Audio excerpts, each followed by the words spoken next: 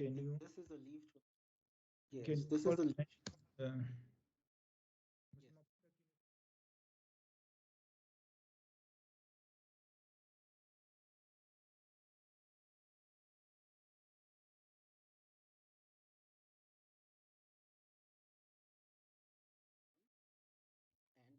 Number 46468 of 2021. Also, the case of 46701 of 2021. It's the appeal of Mr. Zuma and the National Commissioner of Correctional Services. May counsel then place themselves on record? As it pleases court, my lord, I appear with my learned friends, Mr. Masuku and Ms. Libakeng, for the applicant, previously third respondent, Mr. Zuma, in this application. May it please your lordship, I'm Patlele MS. I appear the National Commissioner together with my colleague, Advocate Ndebele. Mr. Mpatlele? May it please the court, I appear together with Mr. Bishop and Mr. Willifear as before for the DA in case number 45997 of 21. We are the respondents in both applications. Thanks, Mr. Jami. May it please the court, my lord. Max DPC. I appear together with Ms. Tobela Mkalisi and Ms. Kreyer on behalf of the Helen Suzman Foundation as before. Thanks, Mr. Duplessis. May it please the court, my lord, FJ Laviskachni, in matter number 46468, appearing for after forum. Thanks, Mr. Labuskach. Over to you, Mr. Mpofu. Thank you, my lord. My lord, because of the lateness of the, or rather even the exigency and the short time that was given to the parties, I will not traverse some of the usual issues about the test. The Lordship knows the test, and I will go directly into the grounds of appeal, subject to stating that we had reserved the right to supplement the grounds of appeal, but because the application is being unusually had even before the time within which to file the application for leave to appeal has expired, we have not, or we will not have that opportunity to supplement the grounds. Be that as it may, we would like to address your Lordship mainly on 7, possibly 6 topics, very briefly, on the basis of which it is our respectful submission that this is a case that cries out for reconsideration by a higher court, and in respect of which the prospects of success are, as was indicated in our application, overwhelming. In addition, your Lordship will notice that we have also relied on Section 17A1 Roman 2, which is the section that deals with other compelling grounds for the appeal to be heard. But with respect, we are of the view that your Lordship, merely on the Section 17A1 Roman 1 ground, ought to refer the matter. We will, at the end, address your Lordship as to the forum.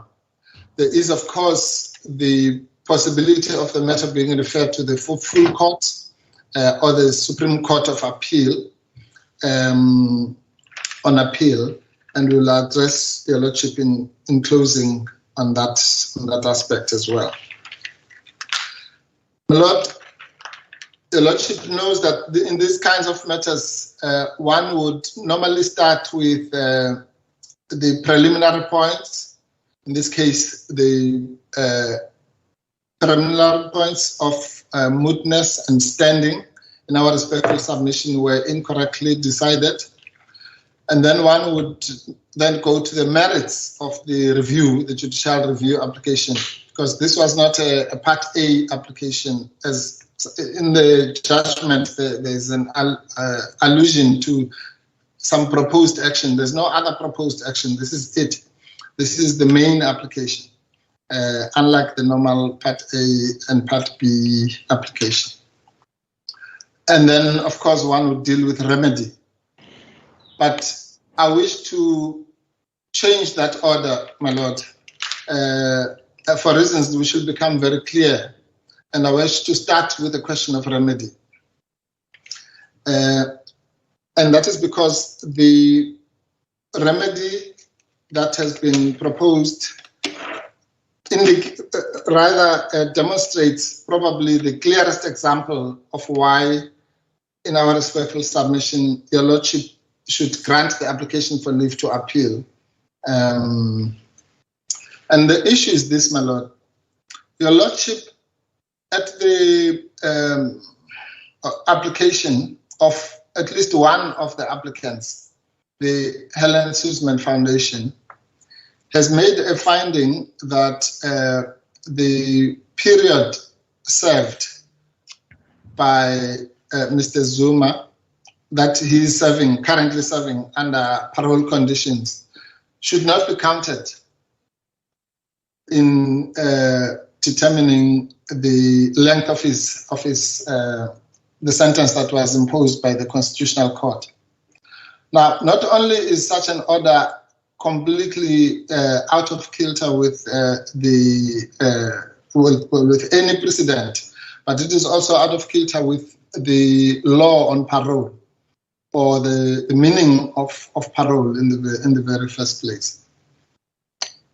And in fairness to the other applicants, not even AfriForum and not even the Democratic Alliance asked for such an order. Only the Helen Suzman Foundation did. And as I was saying to somebody, Helen Suzman must be turning in her grave that such an outrageous proposal was made in the first place.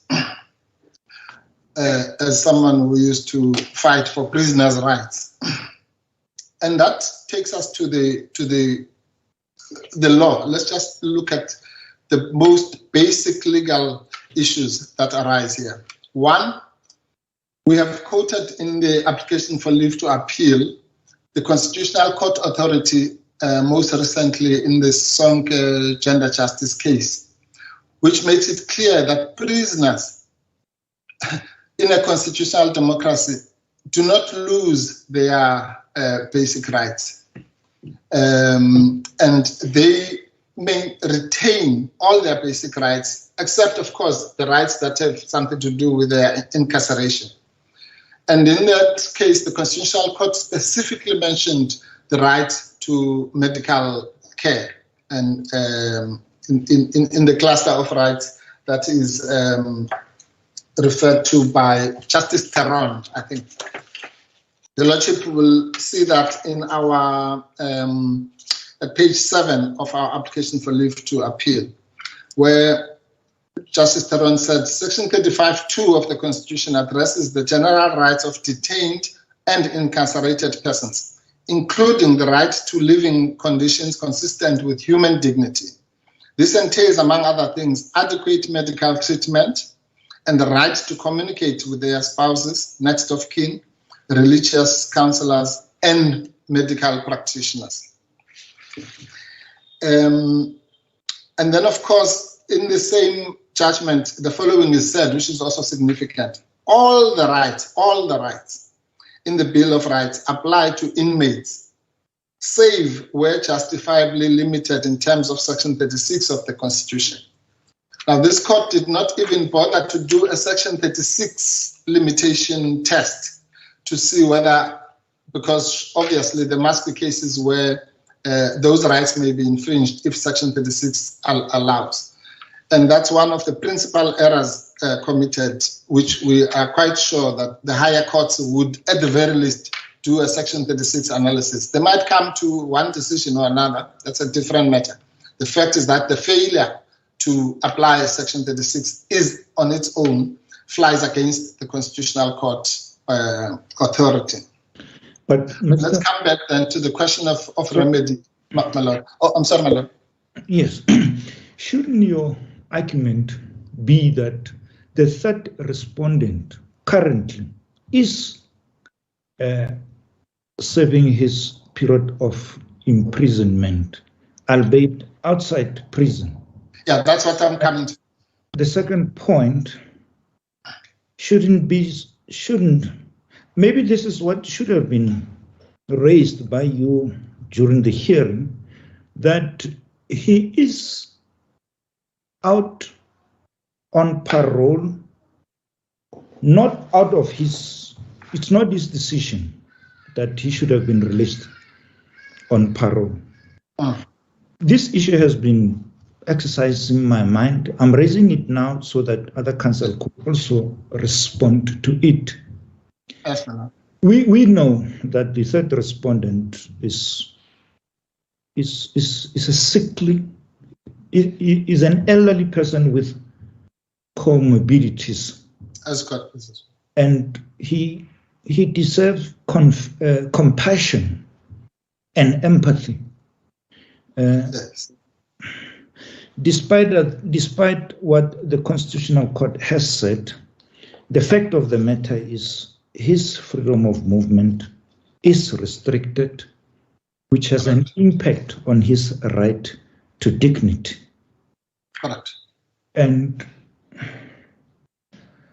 having regard to the fact that he is not well, he is of advanced age,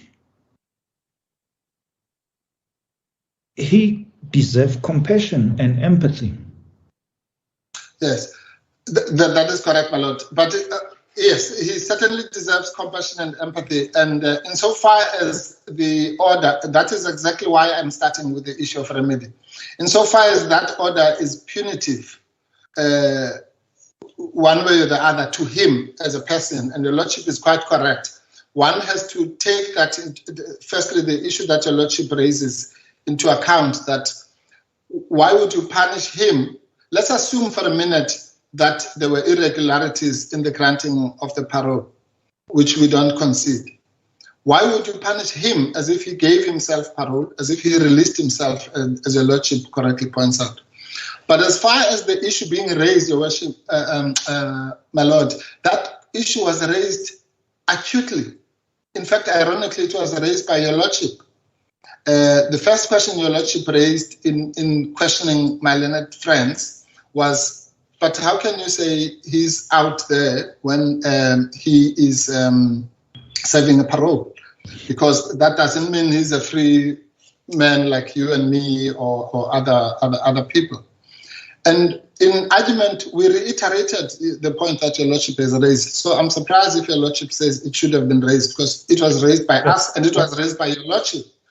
But your Lordship, in his judgment, somehow abandoned that line. Yes, can I come in there, Mr. Mpofu? Yes. What you are saying, in essence, is another court may arrive at a different finding. I think that point is made. Can we move to another point? Thank you. Thank you, my Lord. Well, my Lord, let me, if your Lordship will please allow me just to round off on the remarks that your Lordship made on the issue of mercy.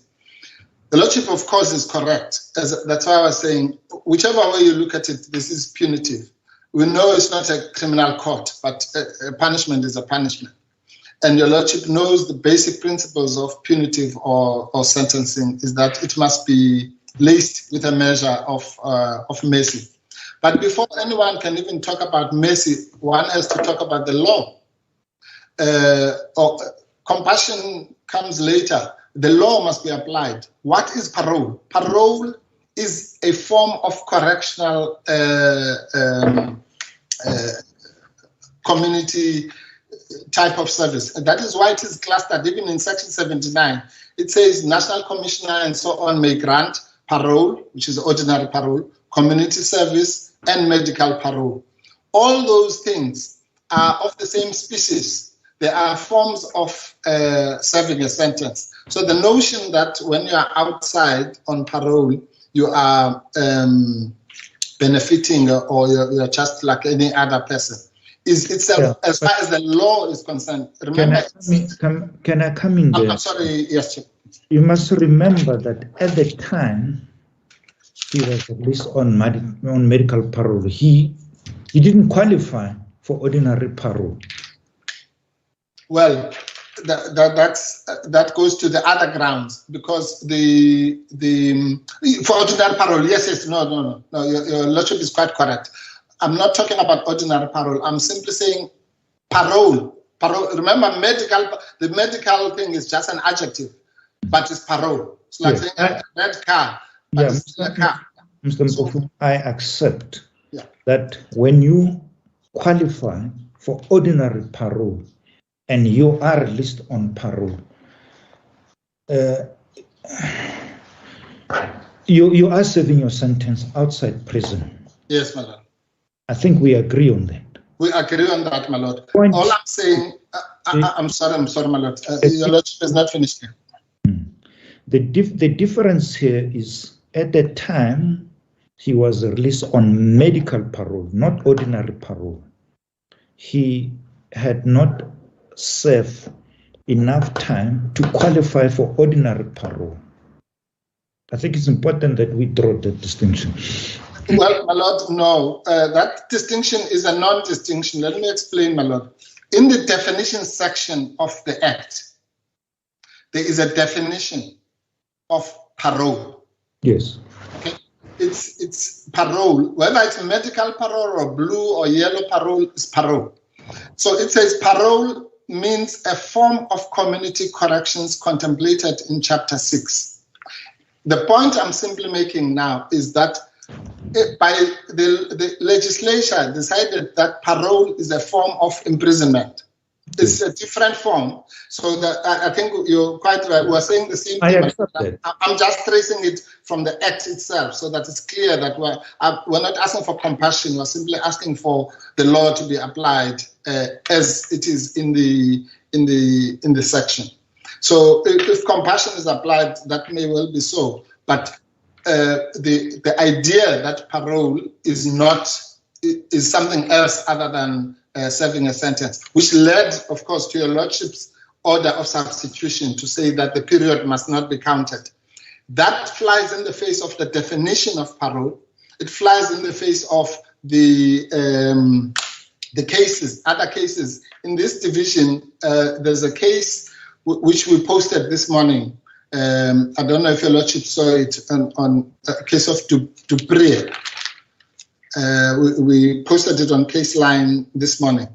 It was by... Not deploy. I don't know, I haven't seen it, but I'm not referring to deploy. No. I know the deploy case. No, there's a case. It's unreported, my lord. So if your Lordship hasn't seen it, then I will understand that.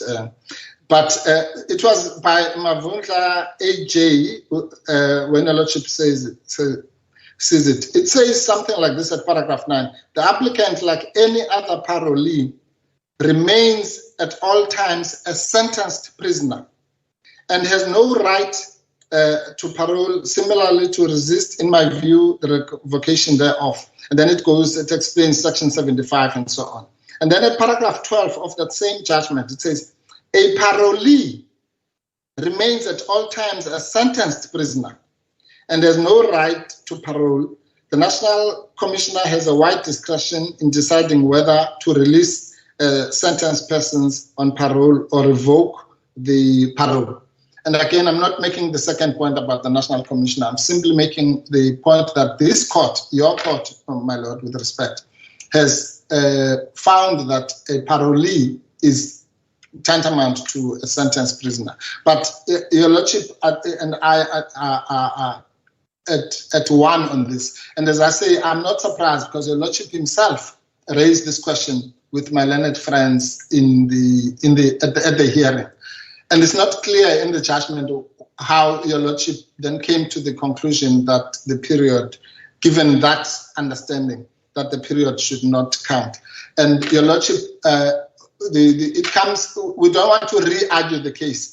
We simply want to say that your Lordship is quite correct, that the only question at this stage is whether another court on that specific issue would find that the definition of parole kind of prevents any order such as the one that was granted by this court of merely just ignoring as if the person is out there on holiday, when they are actually sitting under strict conditions. They have a parole officer, they cannot go here, they cannot go there, they must ask for permission to do this and do that all the time, which is the same as if someone was doing community service, as your lordship knows. You can't just say, oh, well, now I'm going to another province. If they are going to leave the magisterial district of Nkandla in this case, in the case of Mr. Zuma, he has to ask for permission from the Department of Correctional Services.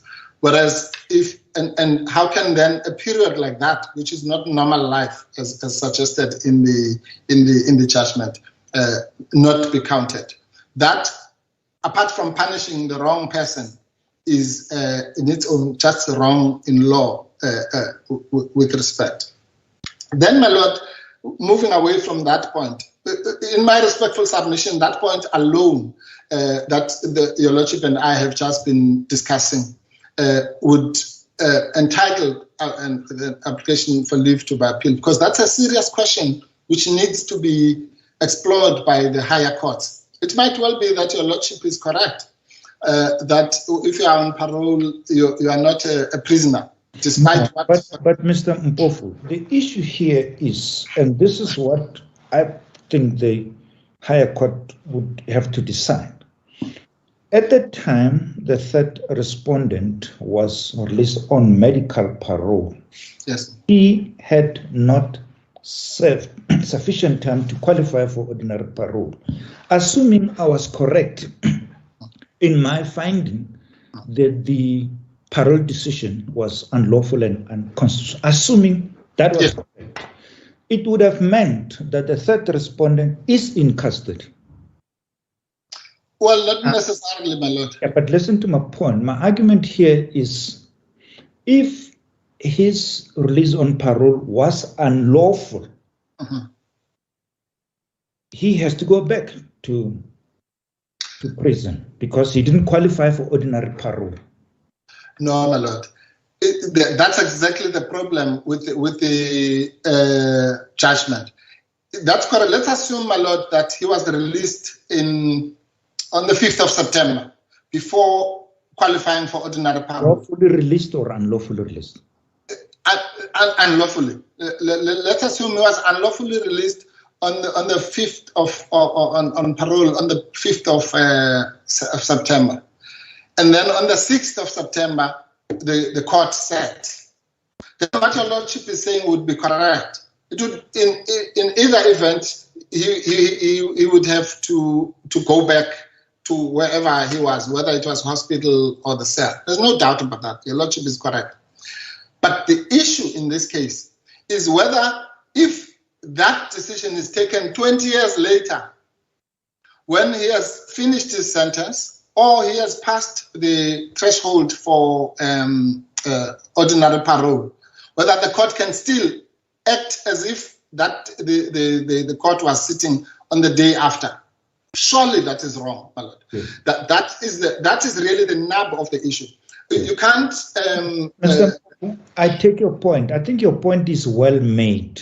As a court, please. And I deliberately debated this with you so that we can get a response from other counsel. Can we move on, and then you'll have an opportunity to reply? Yes. Yes, my lord, I'll leave the point of remedy altogether. Well, except to say that the order of substitution anyway in our respectful submission, and we've made that point, I won't belabor it, does not conform with the 10 contest. But apart from that, I'll go to the merits. Everyone, at least everybody, including the courts, my learned friends, everyone on either side accepts that this case ultimately is about interpretation of statutes. And that's why I was emphasizing the meaning of parole. Now, that's the only point that I wish to highlight, my lord, that your lordship, with the greatest respect, failed to address, let alone agree or disagree, the points that were advanced by the applicants. One was advanced by us, which was the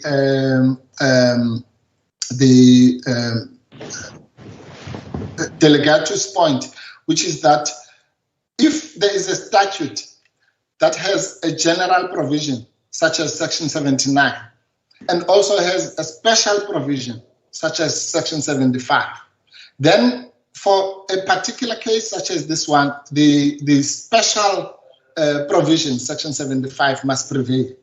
What has that got to do with this case? If there is a specific section that says the National Commissioner, and specifically excludes all these other people, excludes the minister, excludes the parole board, excludes everyone, may grant parole for prisoners who are serving a sentence of less than 24 months, then that must be given effect to. Otherwise, those words are meaningless. It means that section is just there for decoration. Because otherwise, we should just all go to Section 79, which says any prisoner. Then why did the legislature have to put Section 75?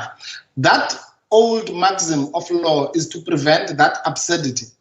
Because by the legislature saying the National Commissioner may grant parole for persons under 24, clearly the legislature wanted to treat those persons in a different way to Section 79. And that is not surprising, my lord, because if you look at the whole of Section 75, it's actually littered with that. It says if you are 5 years, this and this might happen. If you are 7 years, this and this might happen. If you are in life, this and that might happen. If you are under 24 months, this and that might happen. In other words, the legislature, with its eyes open, wanted to create different differentiation between those categories of prisoners. So the question then, and your lordship raises the right question, because your lordship says in his judgment, well, that would then means that there is discrimination between different categories of prisoners.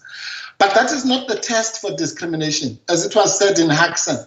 The test for discrimination is whether there is unfair discrimination, not whether there's discrimination.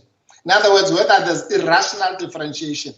What is irrational about treating people who have lighter offenses and creating a particular regime for them, and those who may be serving life or whatever, creating a particular regime? That's perfectly rational. And that's the question that, in our respectful submission, in summary, we say another court might also, both the interpretation point as well as the rationality point, a higher court, particularly the SCA or the Constitutional Court, would find differently on that.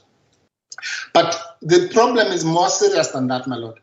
Your lordship has a duty to engage with those arguments and reject them or accept them. But these are serious arguments of interpretation of statute.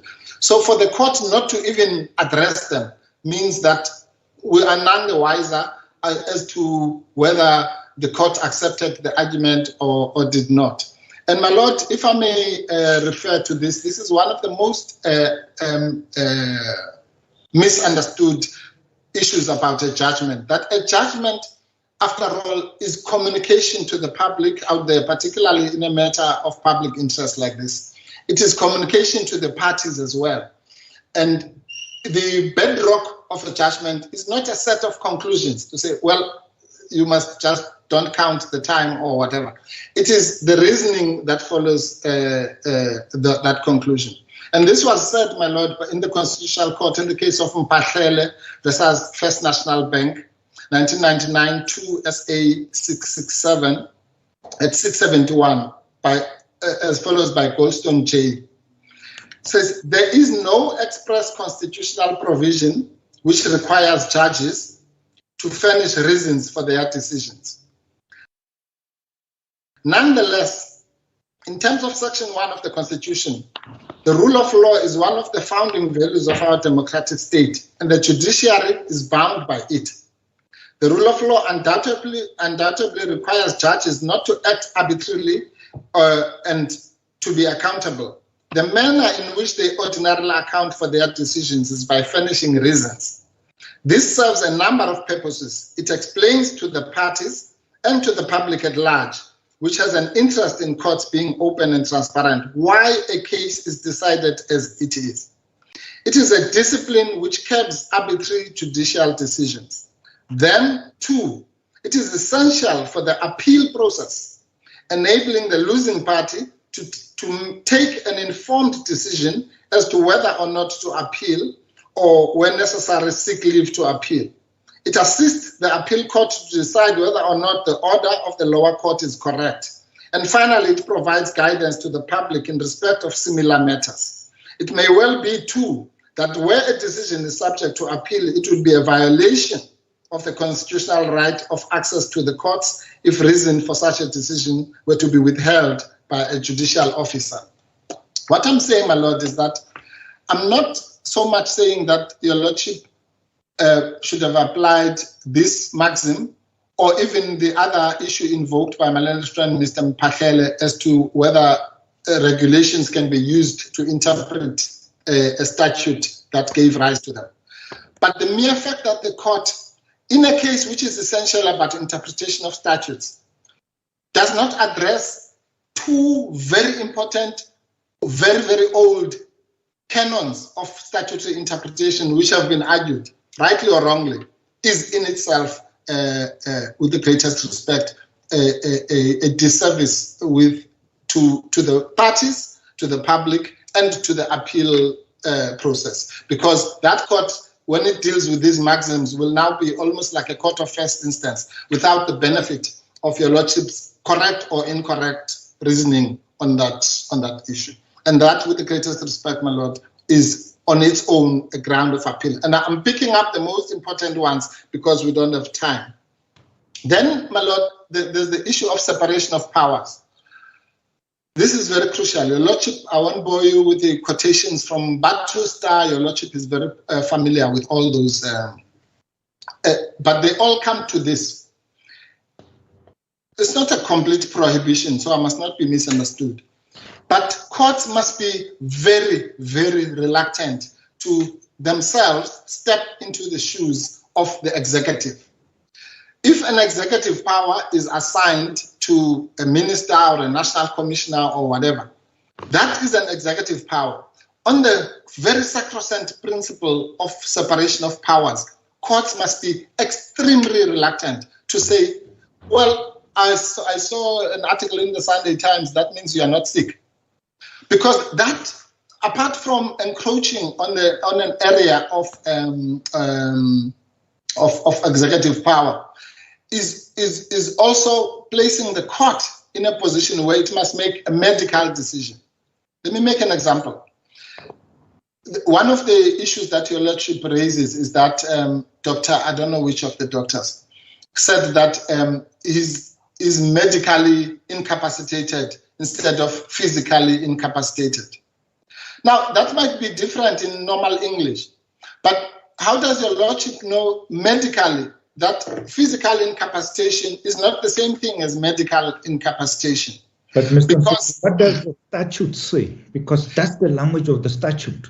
Well, that's the thing, my lord. One cannot be so rigid in applying the statute that if it uses a particular word, even if another word which means exactly the same thing is used, then we say, no, you're out, because you must use literally the very word. If the statute says it's a man, and you say, no, it's a male person, then you say, no, it's different. No. Mr. Mpofu, let me make a quick comment, and then let's move on, because I think you have made your point. We'll hear what your opponents have to say. But I just want to hear you on this. You are saying if the statute talks of severe physical incapacity. Mm-hmm. I can't think offhand what it says, but it talks of a person who's severely physically incapacitated, something like that. And then you are saying, what did the doctor say? It said he is that was not it said medically unfit. Your lordship said where he should have said medically unfit, or rather physically unfit. He said medically unfit. Now, the word medical means of the body. Physical also means that. Physical means of the body rather than of the spirit. So how can it be if you are physically unfit? That means there is something wrong with your body. So what can be the real difference? I mean, apart from the letters medically and physically, literally speaking, what can be the difference with whether as I say, it's like if the statute says the person must be a man, and then you say, no, he's a male. You can't say, well, that's not the word that is in the statute, because it means exactly the same thing. And the point I'm making is not so much that I'm right or your lordship is wrong. It's simply that your lordship is not qualified medically to make that determination as to whether medically unfit means the same thing as physically unfit. The applicants who bear the onus should have brought medical evidence from their own doctor to say, no, medically unfit means ABCD, whereas physically unfit means BCHD, whatever. Neither your lordship nor me can have this argument, the two of us. Can I come in there? Your point is well made. Not in any way restricting you, but I ask that we move to another point, because we have many other counsel who are waiting. No, of course, my lord. That point. Remember, you said you needed 30 minutes to present your argument. Yes, my lord. So and I'm not, from now on, I'm not going to interrupt you. I'm just going to. No, my lord. I know. Yeah. No, your lordship is quite welcome because it enriches the debate. Yeah. No, I'm saying, my lord, I've made the following points so that if I run out of time, I've made the remedy point. Your lordship and I understand each other on that one. I've made the separation of, or rather the interpretation point and the mpahlele point. I'm now making what I call broadly the separation of powers point. And I'm kind of putting it on two legs. The one leg. I'm sorry, my lord. I'm terribly sorry to interrupt my learned friend, but can I just point out that he's now had 35 minutes already. So I don't know whether he's cutting into his colleague's time or whether we are just going to abandon the agreement as to time. Thanks for the point. I think maybe I took some of his time. Mr. Mbofu, how much time do you need to sum up? I can wrap up in about 5 to 6 minutes, my lord. Okay. The interruptions were not. They are very welcome, and I'm sure your lordship has got his own clock. We don't need counsel for the DA to assist us. But I need about 6 minutes. Mr. Mbofu, can I ask that you wrap up your argument in the next 5 minutes? I will, my lord. I will. Yes. So what I was saying, my lord, is that the one leg of the separation of powers point is this issue about expertise, medical expertise. We've made that. I'm not going to revisit that. But the other point, the bigger point maybe on separation of powers is the fact that once the legislature has designated a particular official who works in that space, who understands that space, as was said in this case that I just read by Mavundla AJ, then the court must not itself offer a view easily. Of course, you've made that point, Mr. Yes. Yeah. So it's a two-legged point. And the point again that I'm making, my lord, is that another court surely might agree with the Batu Star and all those other authorities. Then, my lord, the final point I wish to make is, and I will make it very briefly because my learned friend, Mr. Mpahlele, also picked it up, is that even if you look at literally, your lordship says that, let's look at paragraph 29 of your lordship's judgment. Your lordship says, on the same day, 20 days after the third respondent was taken into custody, Dr. Mafa applied for medical parole on behalf of the third respondent. In the application, says your lordship, Dr. Mafa stated that the third respondent was suffering from a terminal disease or condition that is chronic and progressive. This is your lordship speaking. He says Dr. Mafa stated that the third respondent, Mr. Zuma, was suffering from a terminal disease or condition that is chronic or progressive. Those words are taken directly from Section 79. In other words, Dr. Mafa said that he is suffering from a terminal illness. However, yourself, the same judge at paragraph 62 says, Dr. Mafa, in completing the medical parole application, does not state that the third respondent suffers from a terminal disease or condition. So where are we? Does Dr. Mafa state that he suffers from a terminal condition, as your lordship correctly points out in paragraph 29, or does not, as your lordship, the same person, says at paragraph 62? Now, if he does, and again, I'm not making the point. The point I'm making, if the higher court agrees with your lordship's assertion in paragraph 29, within our respectful submission is correct, then of course, what flows from that is that at least that doctor. So that means your lordship's finding that none of the doctors have, which your lordship makes, I'm sorry, my lord.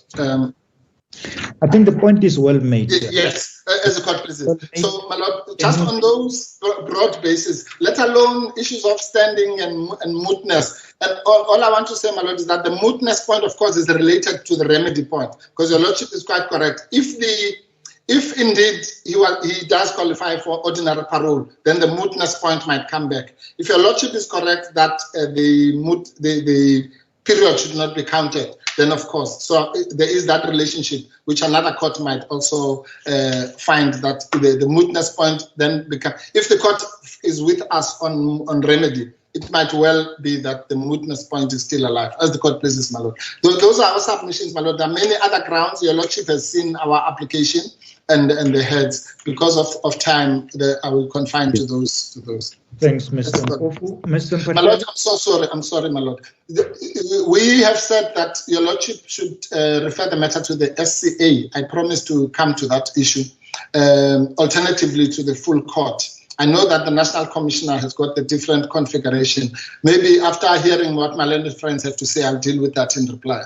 Yes, thanks, Mr. Mpofu. Mr. Mpahlela? Please, Your Lordship.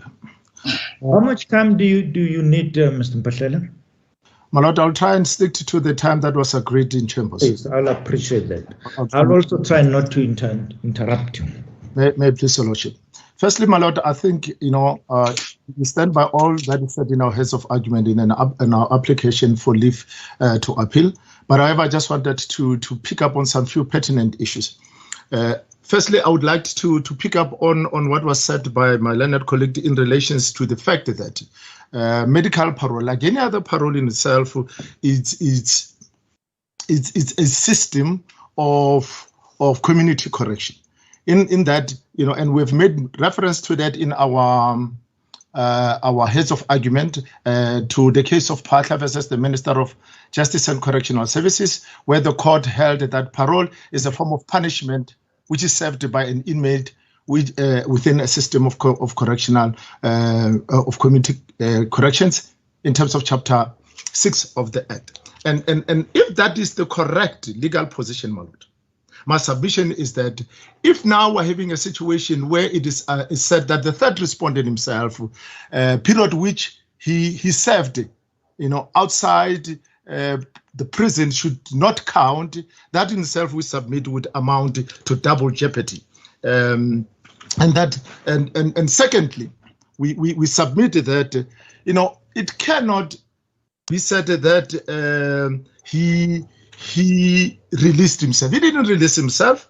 He was released by the National Commissioner, and therefore he was not party to any illicit behavior, and therefore he cannot be punished twice for that. Now, in relation to medical parole, my lord, there are no times for qualification for medical parole.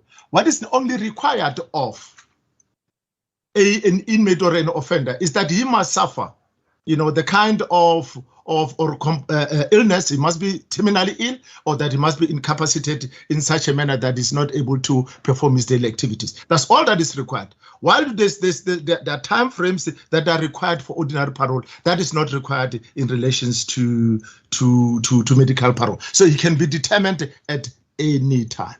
Having said that, my lord, I'll now go back to our submissions in relations to what your lordship has made a finding on, both on fact and law.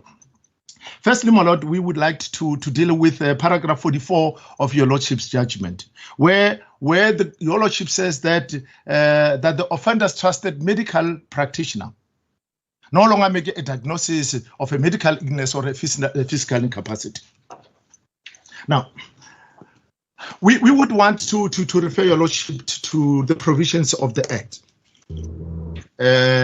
Because now the Act in terms of section 79 2A says that an application for a medical parole shall be lodged in a prescribed medical manner by a medical practitioner or a sentenced offender or a person acting on his own behalf. So in the event that it is made by a sentenced officer, obviously there's a need that it should be accompanied by a medical report. But of importance, my lord, is reference to is what is said in section 79 2C, which says that the written medical report must include, amongst others, the provision of a complete medical diagnosis and prognosis of a terminal illness or a physical incapacity from which the sentenced offender suffers. Now, we have a medical application that has been made by a medical practitioner, and that particular report must contain a complete medical diagnosis and prognosis of the terminal illness or a physical incapacity. So on that basis, my lord, we submit that it was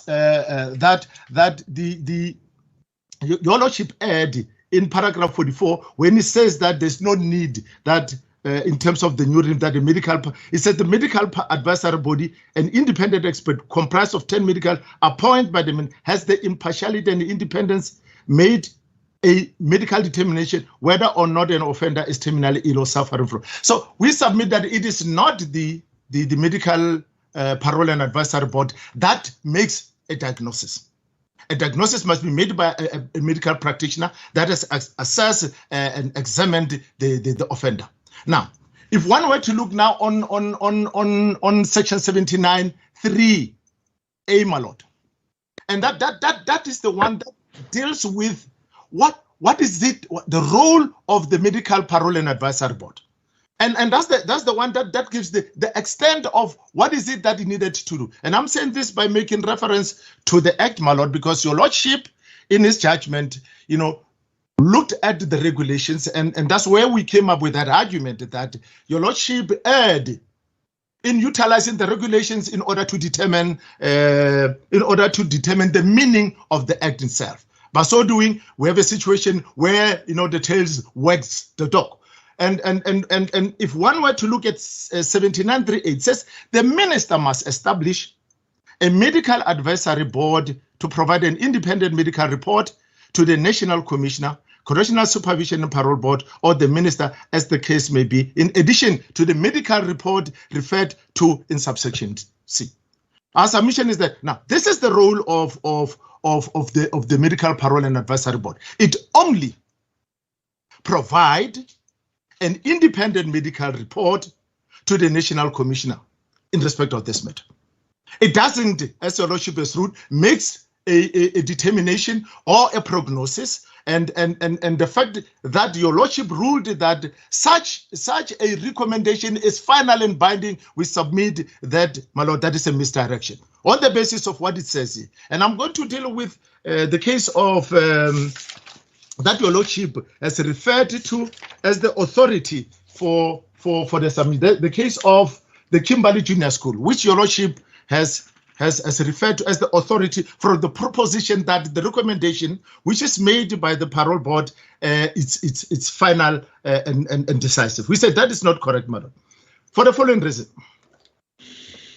Now, if your lordship could look at the case of the Kimberley Junior School versus the head of the Northern Cape Education, here it is the Act that is the Employment of Educators Act, Section 6.3, which says the following. It says, any appointment, promotion, or transfer to any post of an educator established of a public school may only be made on the recommendation of the governing body or the public school. Now, what this act is saying is now saying the recommendation that an appointment could not be made unless there's a recommendation, and this is an act as opposed to the regulation, because now in the Correctional Services Act, all that is being provided for is the fact that the medical parole board advisory board would have to provide an independent report. So now, when the National Commissioner has to determine,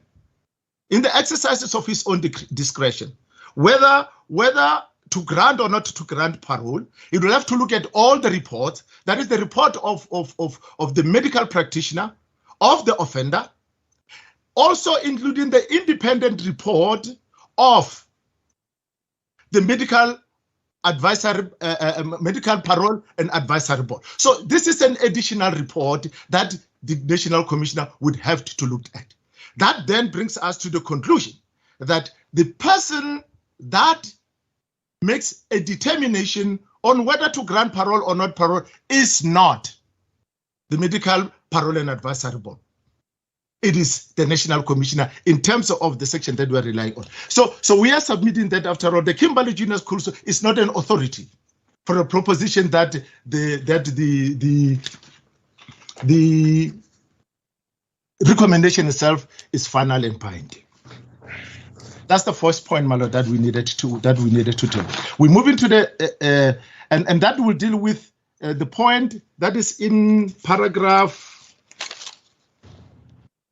55, 57, and 58 of your lordship's judgment. Because in paragraph 55, your lordship says, suppose the recommendation of the medical advisory board is positive. In that case, the National Commissioner must, from a correctional services perspective, decide whether, despite being found to be terminally ill, there is still a risk of reoffending, or that the offender cannot be cured properly outside the prison, as stipulated in section 79B and C. What your lordship is saying that is that if the recommendation is positive, it is only then that the National Commissioner should consider section 79, 1B and C. We're saying that the court misdirected itself even on that point, my lord, because as the person that is having the discretion to determine whether to grant medical parole or not, the National Commissioner must not only consider the provisions of section 79, 1B and C, he must also consider the provisions of section 79, 1A, because he must also check and determine as to whether,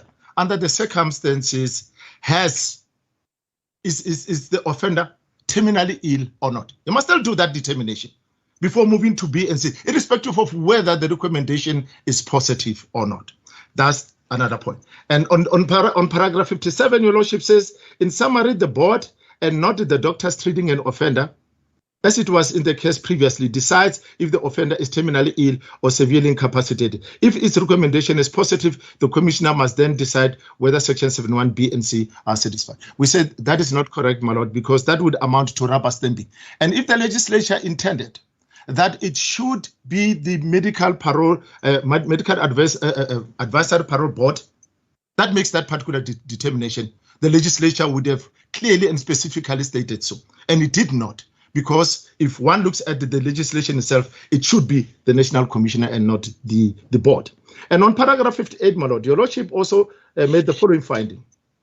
The recommendation of the board as an expert body established to provide an independent medical report on whether an offender is terminally ill or physically incapacitated is ordinarily decisive and binding on the commissioner. The commissioner does not have a medical expertise to overrule the recommendation of the board.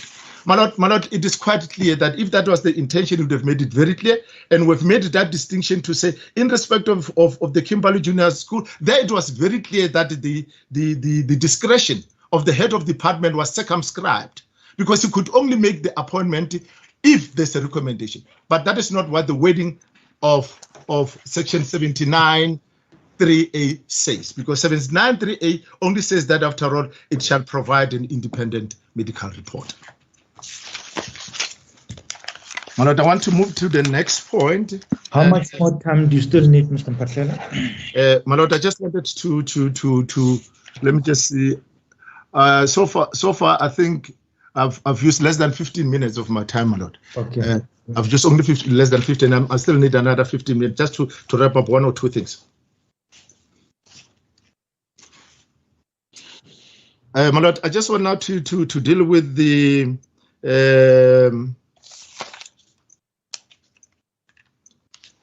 page 29. I just want to pick up those that I think are of critical importance. Under paragraph 91, your Lordship says made the following finding: the kind of challenge presented in this matter is that the Constitutional Court has already determined that a 15-month direct imprisonment was the only just and equitable order to make under the circumstances, and has rejected the other lesser form of punishment. Now, my Lord, we deal with that in page 32 of our heads of argument. We made the fact that the court has sentenced an offender to a direct imprisonment does not in itself, my Lord, preclude the offender concerned from being considered for parole. And in this instance, medical parole.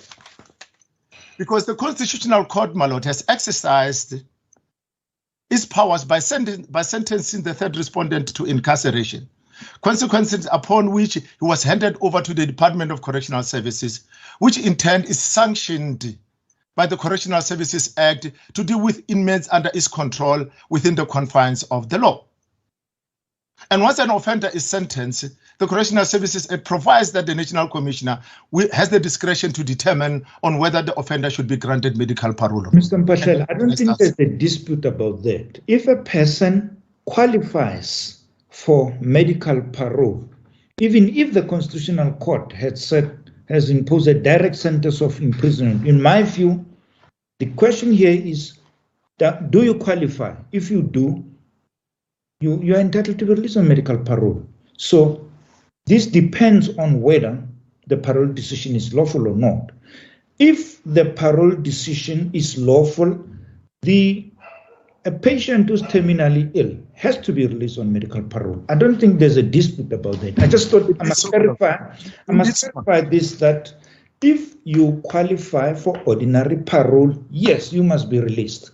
If you qualify for medical parole, you must be released. The issue here is if the parole decision was unlawful and unconstitutional, then it would mean that the release of the third respondent on medical parole is also unlawful.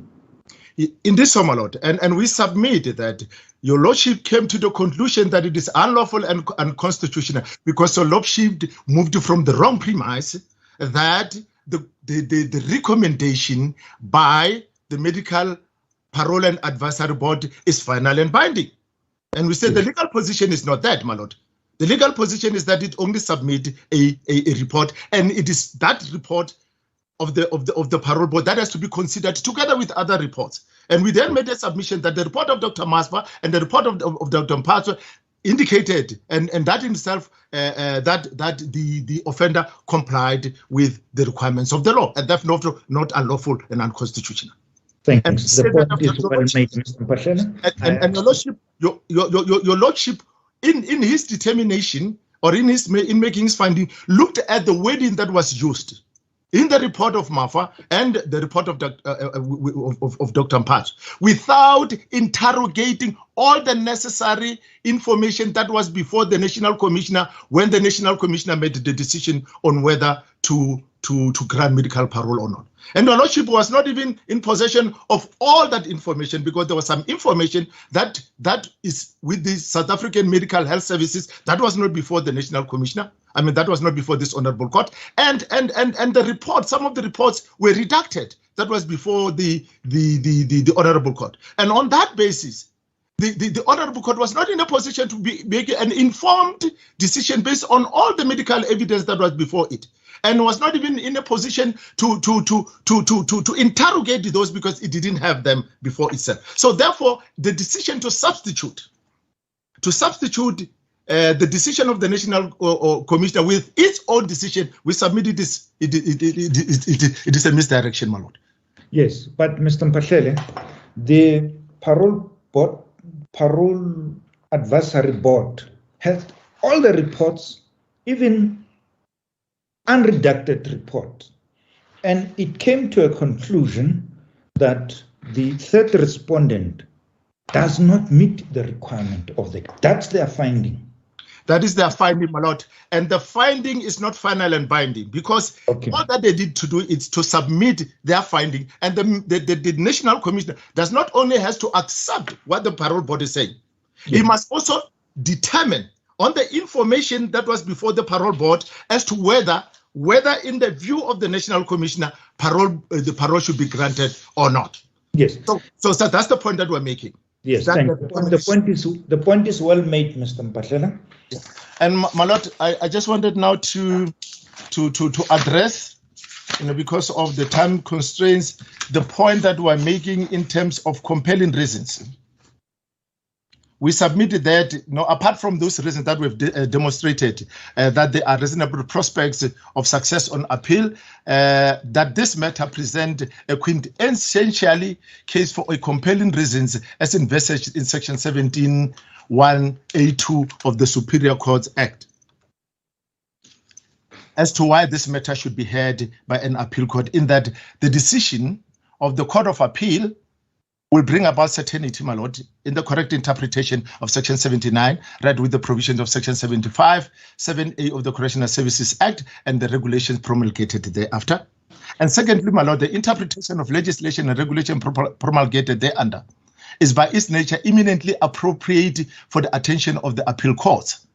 If this court has erred in its approach, as it appears that it is indeed has done so, then the future litigants will be entitled to the benefit of this court's view on the issue. And the matter also involves a discrete legal issue of public importance that might arise in the future and require that aggregation of an appeal court for guidance and certainty purposes. And as a result, we submitted that the application for leave to appeal should be granted. Now, my lord, I just wanted to make the last point. This Medical Parole Advisory Board made a decision that the third respondent was stable. That's all that it says. It didn't say that, after all, he's not terminally ill. He didn't say that, after all, he's not incapacitated to a point that he cannot do his daily duty. He said he was stable. They said he does not meet the requirement of the Act. He said he does not meet the requirement of the Act. We're not quite sure which requirement are they referring to, but they said he was 79(1). My lord, that is not what they are saying. They didn't say he didn't meet the requirements of the Act. We don't know whether they talk about all of them. And we are saying they only said he's not stable, and that doesn't mean that he has been cured. Because even if you are stable, does not mean that, after all, you are now in a position going forward to no longer terminally ill. And on that basis, my lord, we submit that, after all, a case has been made out that for leave to appeal, and we submit that the application for leave to appeal should be granted. Thanks, Mr. Mpahlele. Who's next, Mr. Yami? I think me next, Justice Matajane. May I proceed? Yes, you may proceed. Justice, I have 20 minutes. So I'm going to be as succinct as possible. The test the parties are agreed for leave to appeal in terms of Section 17(1)(a) Roman 1 is now more stringent than it was before. This court has held in the case that we cite in our heads. Let me just get to it. Basenzi, we reference it in para 6 of our heads to paraphrase the case, that there must be a measure of certainty that the appeal court would find for the applicants or the appellants. And I emphasize the words a measure of certainty and would, not as before, might. Now, that it sets, we submit a high bar, and that bar is not met by any reasonable reading and consideration of the two applications for leave to appeal. In this regard, we point out, Justice, in para 10 of our heads, and I trust you've seen our heads, Justice. Yes, I have read your heads. Thank you. We make the point in para 10 that the DA challenged the medical parole decision on 5 discrete and disjunctive grounds, in other words, separate grounds. And we list them. I don't have the time, I'm not going to run through them. We list them in para 10. And we submit that there are no prospects, let alone reasonable or with a measure of certainty prospects, that an appellate or an appeal court would find against the DA on each one of those. And we emphasize and make the point, Justice, that the DA only needs to be upheld on one of those grounds for the decision to be set aside and for the appeal to be dismissed. So as a principal reason for opposing the application, we submit that the court will bear that in mind. Now, my learned friend Mr. Mpofu, and to a lesser extent, counsel for the Commissioner, emphasized the remedy point, and the court debated that to a large extent with Mr. Mpofu in the submissions that he made. Now, although the DA did not take the remedy point, in other words, the specific point, which is the basis of the complaint, namely that the time served while on medical parole should not count for the sentence, that point was taken by the Helen Suzman Foundation. The court did accept the argument, and it's incorporated in your order, so we are entitled to defend it, which we do. Now, our learned friends, we submit fundamentally in their submissions and the authorities they quote to you, such as Sonke Gender Justice, which Mr. Mpofu quoted. This case, Justice, has nothing to do with the rights of prisoners.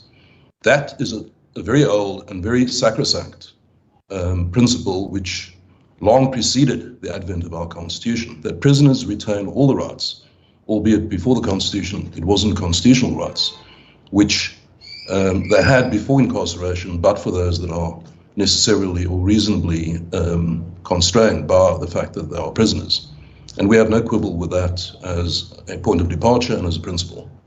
But with great respect, to start on that premise and to couch the debate in that framework is fundamentally incorrect and misleading, because that is not the issue.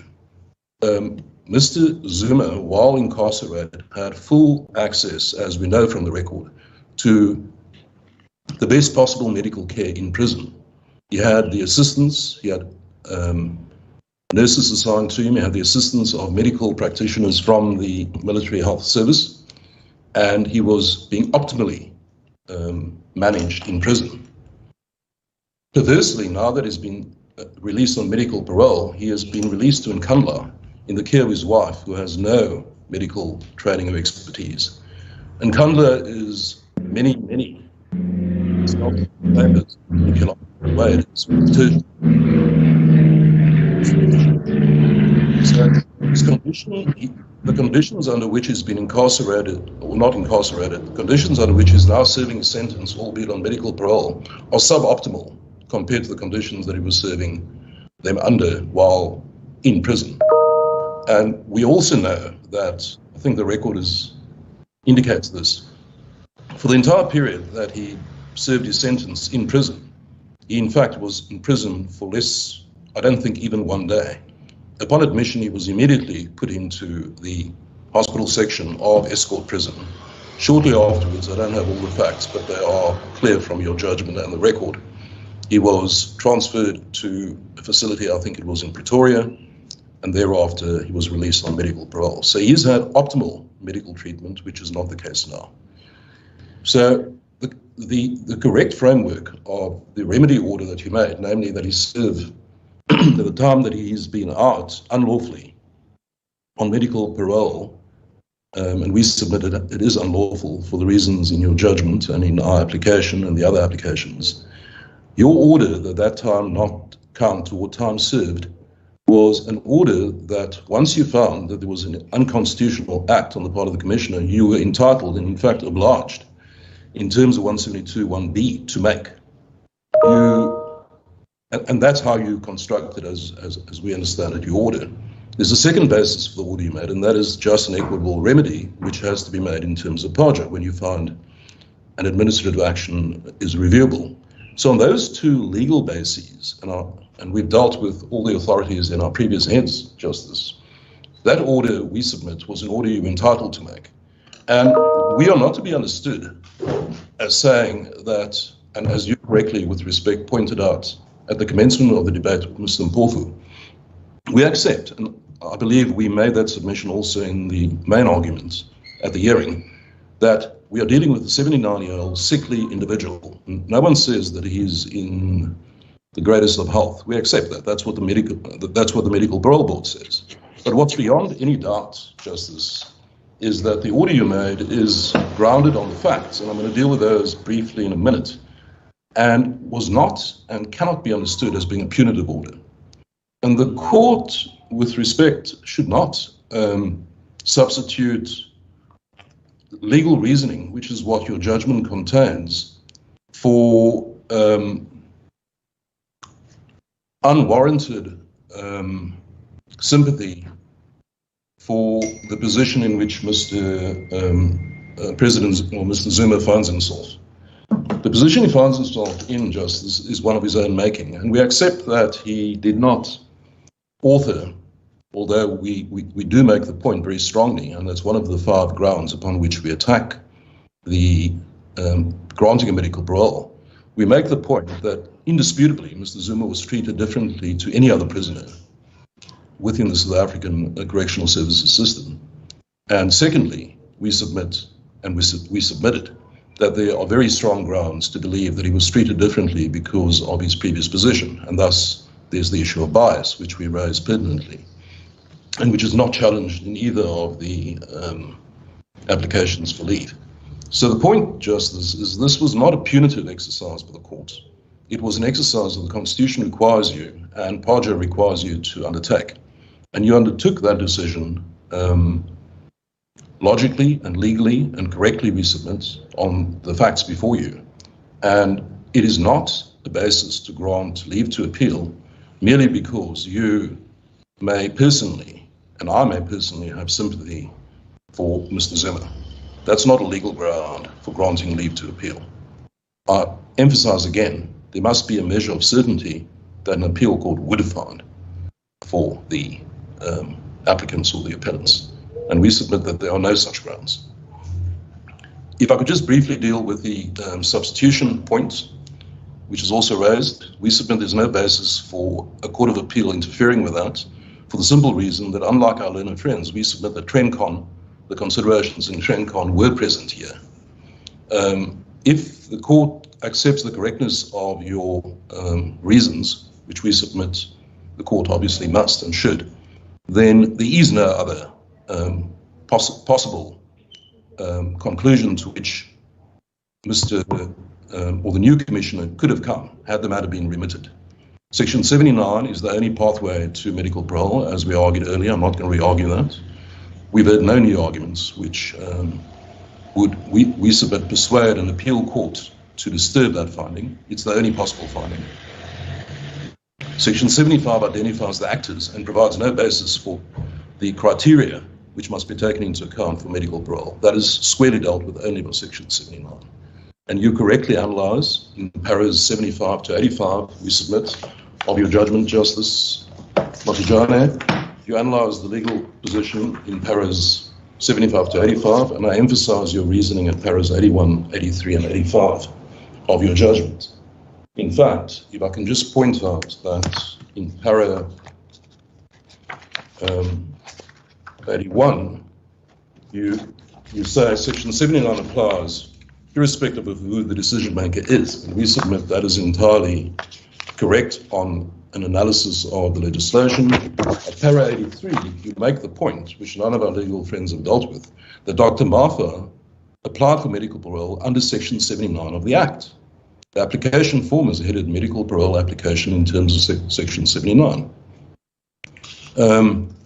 In para 85 of your judgment, you reference para 47 of the answering affidavit by the Commissioner, where the Commissioner himself confirms that the application was launched in terms of Section 79, 1 of the Act, and Regulation 29A, 3. And then you quote from Regulation 29A, 3.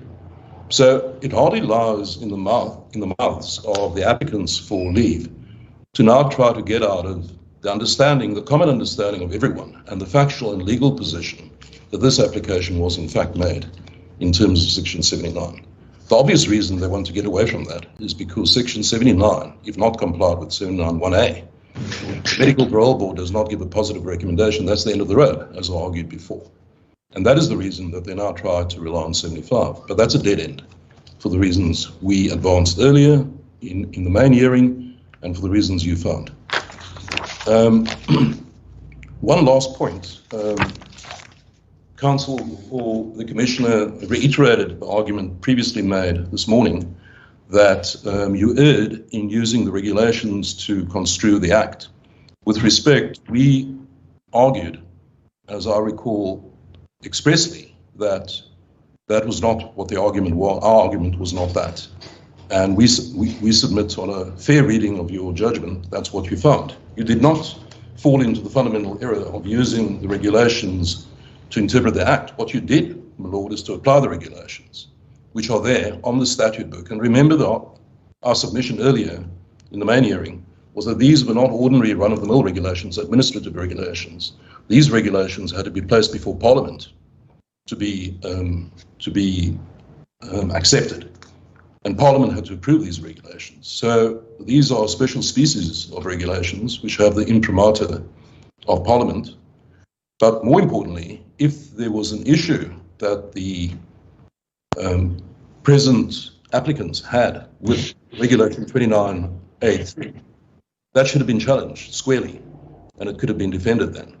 But they haven't done so. So the regulation stands, and it's not a question of interpreting the Act in terms of regulations. It's applying both the Act, properly construed, and the regulation, which is extant and on the statute book. With regard, Justice, to, I'm not going to deal separately because I don't have the time, and also because we have already dealt with it. We submit comprehensively in our main heads, and it's dealt with in your judgment. I'm not going to deal with the merits to any extent. We stand by our principal submissions in that regard. With regard to the facts, as I promised to get to, we deal with this, Justice, in paragraph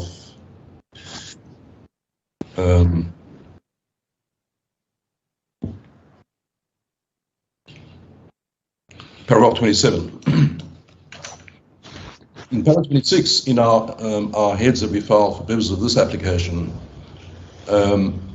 we say Mr. Zuma claims that Dr. Mafa, who applied on behalf of Mr. Zuma for medical parole, asserted in the application that Mr. Zuma suffers from a terminal illness. Now, our learned friends have referenced paras 29 and 70 of your judgment. Let's say the contradiction. You are fading, Mr. Jami. I'm sorry, Justice. Yeah, you are fading. Fading. Hear you properly, yes. I'm on maximum volume. Can you hear me, Judge? Yes, you may proceed. As the court pleases. There was a submission that there's a contradiction between paras 29 and 70 of your judgment, inasmuch as in 29 you say that in the second sentence, in the application, Dr. Mafa stated that the third respondent was suffering from a terminal disease or condition that is chronic and progressive. And then they say, well, in para 70, you say that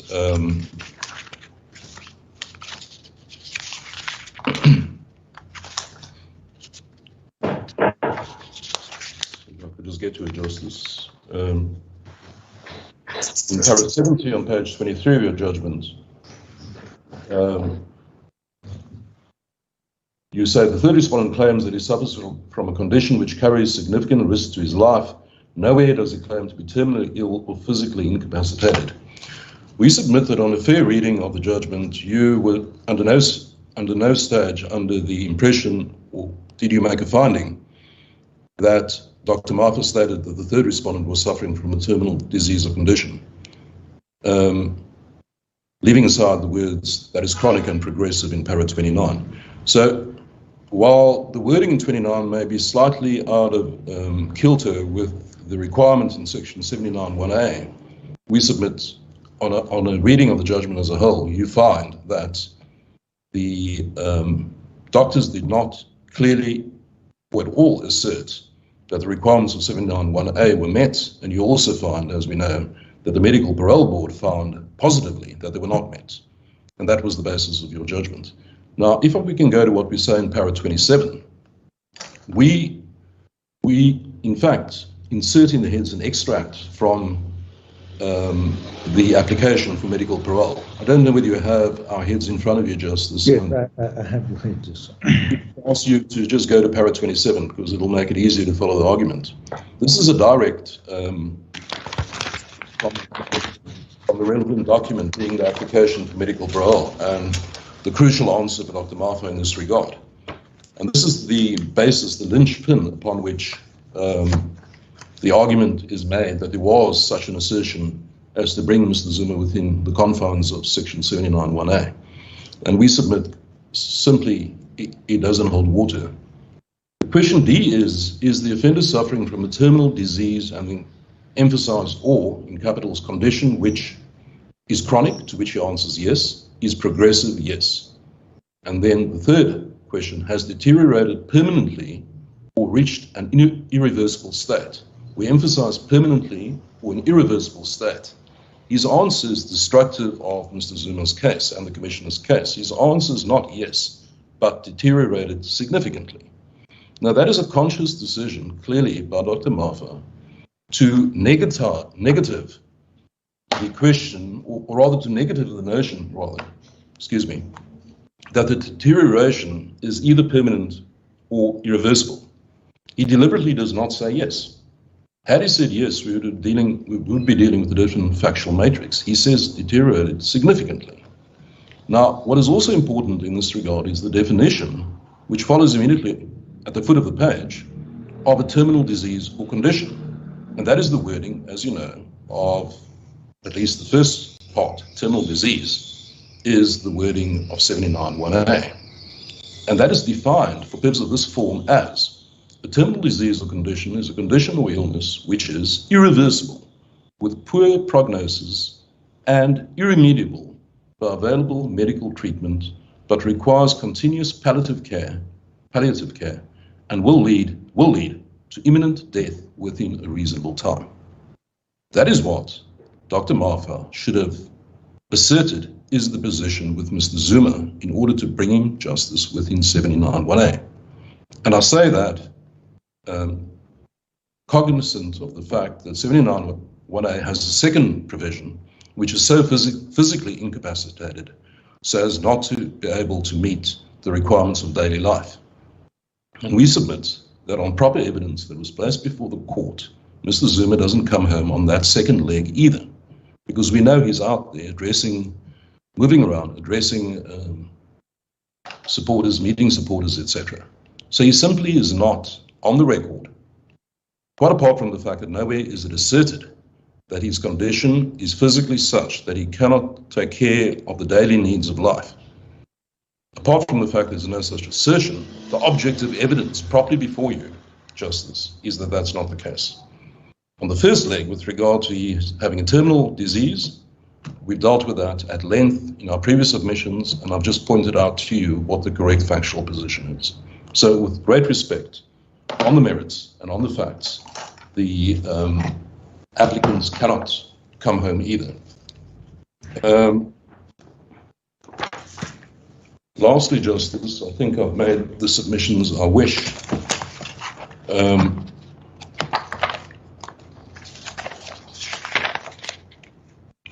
Yes, just to round off the point, in paras 61.3 and 61.4, of our previous heads, Justice, we make the following points. The closest Mr. Zuma comes to meeting the conditions of 79(1)(a) is the assertion that he suffers from a condition which carries significant risk to my life. And we make the point, the obvious point, that a condition that poses a risk to his life, even a significant risk, is not a terminal illness, nor does it imply that the person is incapacitated. And then 61.4, we say, we make the point, which is not without significance, Justice, that the only time that Mr. Zuma in his affidavit uses the phrase terminal illness is in this sentence. The DA would gloat endlessly if it was in possession of written confirmation that its formidable political foe was sick with a terminal illness. Now, that is not an assertion that he is so ill, Justice. It is a hypothetical. And clearly he doesn't state here that I, in fact, am suffering from a terminal illness.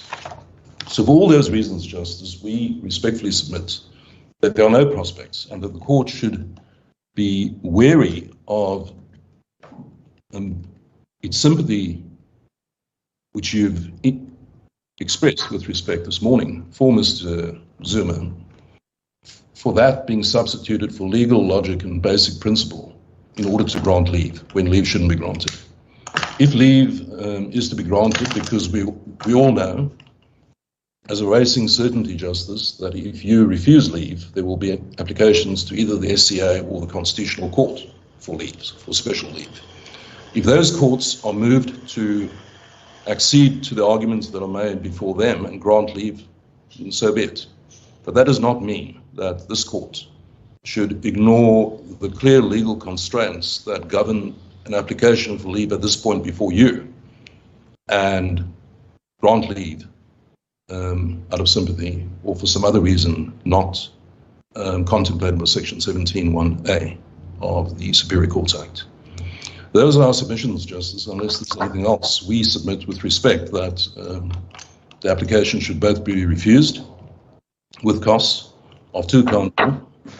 And with regard to the issue of if leave were to be granted on one or other basis, and in respect of one or other part of the judgment, one or other order rather of the judgment, then were that to be the case, we respectfully submit this is an obvious case where leave should go to the SCA and not to a full bench. Sorry, there's one last argument. I'm sorry, Justice. I'm not going to deal with the preliminary points because they're set out in our initial heads in detail. We submit that no new arguments are made that will make an appeal court reconsider or overrule you on the mootness or the urgency or the locus points. I understand that there is a recent full bench judgment from the Gauteng division which makes it clear that there is absolutely no basis. The same argument that is being advanced here by, I believe, the same counsel was roundly rejected by the full bench. Mr. du Plessis, I understand, will deal with that. But the one substantive submission about the preliminary points I do want to make relates to urgency.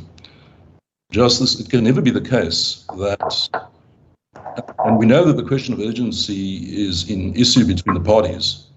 We brought the application as a matter of urgency, as did the other applicants. Urgency was disputed. But the moment you gave judgment, in fact, on the same day, Justice, Mr. Zuma applied for leave, demonstrating that he himself and his lawyers considered the matter urgent. The National Commissioner followed suit a day or two later. But the simple point I want to make, and I don't have authority for it, but it's a point of logic and basic principle, is that where urgency is in dispute in a matter, an appeal, which is inter alia an application for leave to appeal, and thus an appeal, which is inter alia based on the question of whether the matter was urgent, because that's one of the grounds that they seek leave to appeal on. If such an argument is being made, which it is, then quite obviously, Justice, the appeal proceedings must be urgent and must be dealt with urgently.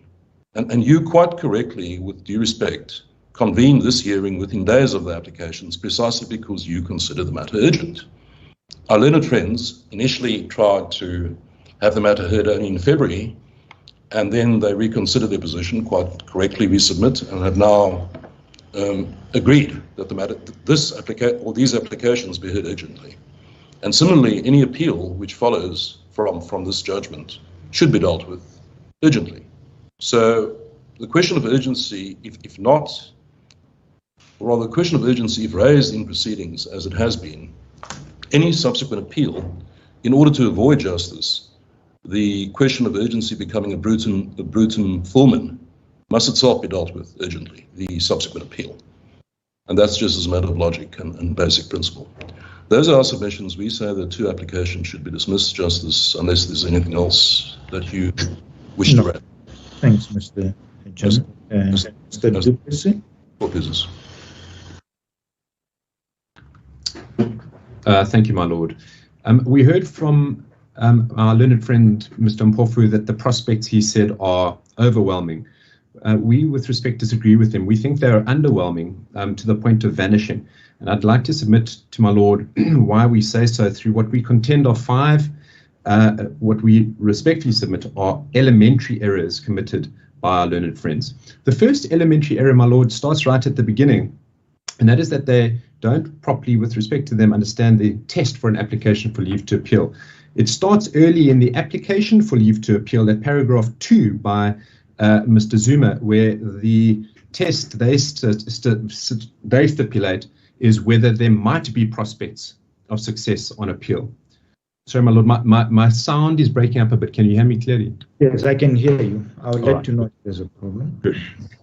Let me repeat that sentence, my lord. It was jamming my end. So in their leave to appeal application, paragraph 2, they reiterate the old test, whether there might be prospects that another court would differ. But, my lord, of course, that's not the case. The test has been significantly heightened, and I learned from Mr. Jamie has already highlighted that. I'd simply stress that my lord will have seen from the Supreme Court of Appeals decision in Mkita that the court, and we've cited this in our heads at paragraph 11, the court has stressed this new and higher test under the Act, and it has said that a mere possibility of success or an arguable case or one that is not hopeless is not enough. And we say, with respect, my lord, this is the test that our learned friends do not meet. And they also fail to understand the test with respect to Mr. Mphahlele, who was arguing that in any event, he pointed out, he says that there are compelling circumstances, as he put it, for why under Section 17 an appeal court should hear this case. Well, my lord, that's not enough either, because the Supreme Court of Appeal has stressed that in determining whether there is a compelling reason under Section 17 to entertain an appeal, the merits remain vitally important, said the court, and are often decisive. And we've quoted that case, my lord, for, my lord, it's Karatko, a decision of the Supreme Court of Appeal in 2020. So, my lord, that's the test. And our learned friends, with respect, want a lighter test for them, but that is not the lighter test that prevails. It's the higher test, and they don't overcome it. The second elementary mistake our learned friends commit, my lord, and in particular for Mr. Zuma, is they continue to contest standing in a case where just a few weeks ago, my lord, the full court in this very division has convincingly and overwhelmingly found against that point. So we see that it hasn't been argued orally, but it may well be argued in reply by our learned friend, Mr. Mpofu. So I'm going to deal with it quickly, my lord. And just to highlight that in their leave to appeal application and in their heads, Mr. Zuma continues most remarkably to contest the applicant's standing, my lord, supposedly because he says that my lord erred in not taking into account the applicant's motives in bringing the case. Well, my lord, of course, there was no evidence of any such motive. It was just scurrilous argumentation by Mr. Zuma through his counsel. But there's a much more elementary and telling mistake, my lord, and that is that it flat ignores that just a few weeks ago, the same argument was run and lost before a full court of this division, my lord, and we've cited this case in our heads of argument. It's Freedom Under Law versus Schlope. It's a judgment of the 29th of November, my lord, and per Sutherland DJP, Ledwaba DJP, and Her Ladyship Justice Victor. And our learned friends are well aware of the case, my lord, because Mr. Masuku, although he did not argue orally on the day, is the lead counsel in that matter for Judge Schlope. And in that case, too, Mr. Masuku's team contended that Freedom Under Law had no standing to be involved in the application. And in that case, too, it was argued that Freedom Under Law should be declined standing because of its supposed motives in criticizing Judge Schlope's conduct, my lord. But there, the full court, per the judges that I've just referenced for, my lord, rejected the argument, and they did so with costs on the basis that it had absolutely no merit, my lord. The third elementary mistake, my lord, goes to the heart of the case, and we've heard some debate about it through our learned friends today, and it's what Section 79 of the Act means. But, my lord, with respect to our learned friends, their central argument about Section 79 is made without any engagement with my Lord's findings on the merits. They postulate a whole bunch of arguments, my Lord, but they do not ever explain to my Lord why my Lord was wrong on the Section 79 interpretation. Let me just unpack that very briefly. Firstly, my Lord, the argument that Section 79 of the Act doesn't apply to Mr. Zuma's application, as my Lord found, is unsupported by the facts, because we know that the National Commissioner firstly stated that in his decision, he took the decision to release Mr. Zuma on medical parole in terms of Section 75 of the Act, read together with Section 79. So the facts are dead against them, my Lord. The facts are not only dead against the National Commissioner, my Lord, the facts are dead against Mr. Zuma. Mr. Zuma's own evidence in this case is an own goal, and my Lord found that, because in this case, Mr. Zuma's counsel repeatedly forgets and fails to deal with the fact that the medical parole application form that was filled in on his behalf was stated to be in terms of Section 79 of the Act, and the profile report at the top that was submitted in terms of that application was done in terms of Section 79 of the Act, my Lord. So Section 79 of the case is brought into this matter by them, my Lord, on the facts. And so their evidence, and Mr. Zuma's evidence in particular, is an own goal. In fact, my Lord, on this score, he, with respect to him, has driven the ball right out of the back of the net. And in its judgment, the court set those facts out in full. And despite the court having done so, Mr. Zuma has failed to explain why, in light of those facts, Section 79(1) should not have been considered as a factual matter, my Lord. And so that failure by Mr. Zuma amounts to a failure to address the merits, which is, as an elementary aspect of leave to appeal applications, something an applicant in an application for leave must do. They have to address the merits. They've not told, my Lord, why those facts can simply be ignored by them, my Lord. And secondly, my Lord, and most tellingly, both Mr. Zuma's counsel and the National Commissioner's counsel in oral argument before my Lord today, they scored two further own goals. Because in their oral argument, both of them tried to convince you, my Lord, that medical incapacity, the term that was used by Dr. Marfa in answer to question 6, my Lord, on that form, may mean physically incapacitated. My Lord will recall there was much debate about, well, but medical incapacity can mean physically incapacitated. Well, my Lord, but that's the Section 79 requirement. It's Section 79 that stipulates physical incapacity, which is the requirement under the Act, my Lord. And just to round off this point, my Lord, it is best to be clear about this. Not one of the reports say that Mr. Zuma was physically incapacitated as a result of illness or otherwise. There is not a jot of evidence before my Lord that says that Mr. Zuma was physically incapacitated to meet the requirements of Section 79(1)(a). In particular, my Lord will recall that the requirement under the Act is that you must be severely physically incapacitated, such that you can no longer take care of your daily activities. You can't clean yourself. You can't look after yourself. And my Lord will recall in the argument I stressed to my Lord that is akin to somebody who's had a severe stroke. That's the level which we are speaking about. There's simply no evidence of that at all, my Lord.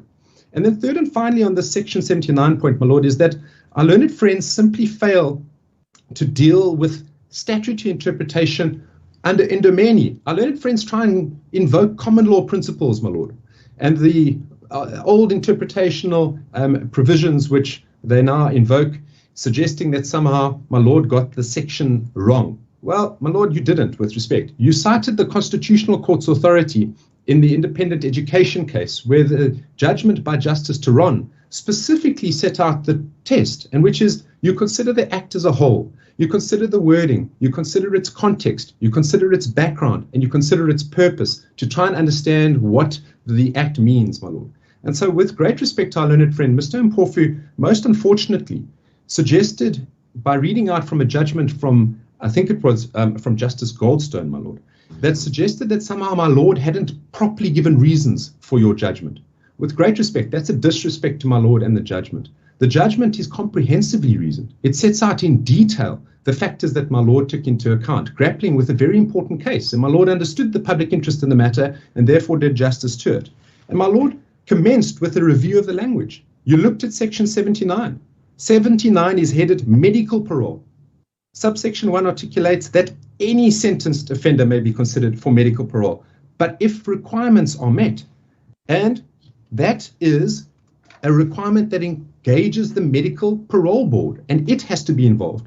And the first of those conditions, my lord, under section 79(1)(a, is that the offender must be suffering from a terminal disease or a condition, or the offender is rendered physically incapacitated, severely physically incapacitated. My lord read the act and its wording and gave effect to it. And you correctly held that section 75 must be read with section 79 of the act, which is the only section, as my lord said, that deals with medical parole, and that there's no other kind of medical parole reserved for the National Commissioner. So, my lord, you devastated, with great respect, and correctly so, this attempt by Mr. Zuma to create some form of silo whereby there's a special type of section 75 medical parole reserved for Mr. Zuma and a different form of section 79 medical parole reserved for everybody else that is in prison, my lord. Well, my lord rejected that correctly because it would lead to an obvious absurdity.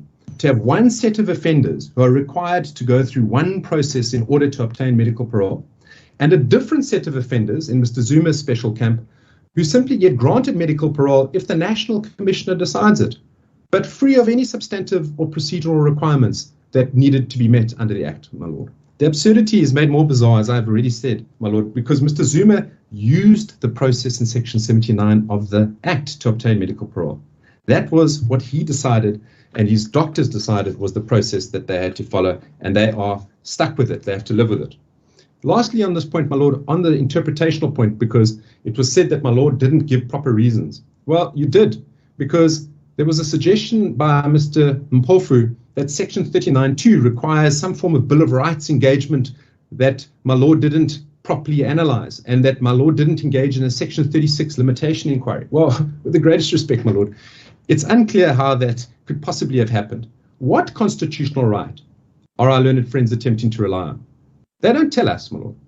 But what my lord did in the judgment clearly is you explained that the right to equality militates against the interpretation which creates a special category for Mr. Zuma and such class of offenders who don't have to go through the requirements of section 79, and all other offenders who do have to go through the requirements of section 79. My lord explained it clearly, and you invoked the equality provision with respect to explain to the public, as Mr. Mpofu says, that a judge must explain to the public. Well, you did just that, my lord, in your judgment, clearly and with respect rationally. My lord, the fourth elementary mistake our learned friends make is around the remedy. There's the substitution order, firstly, my lord.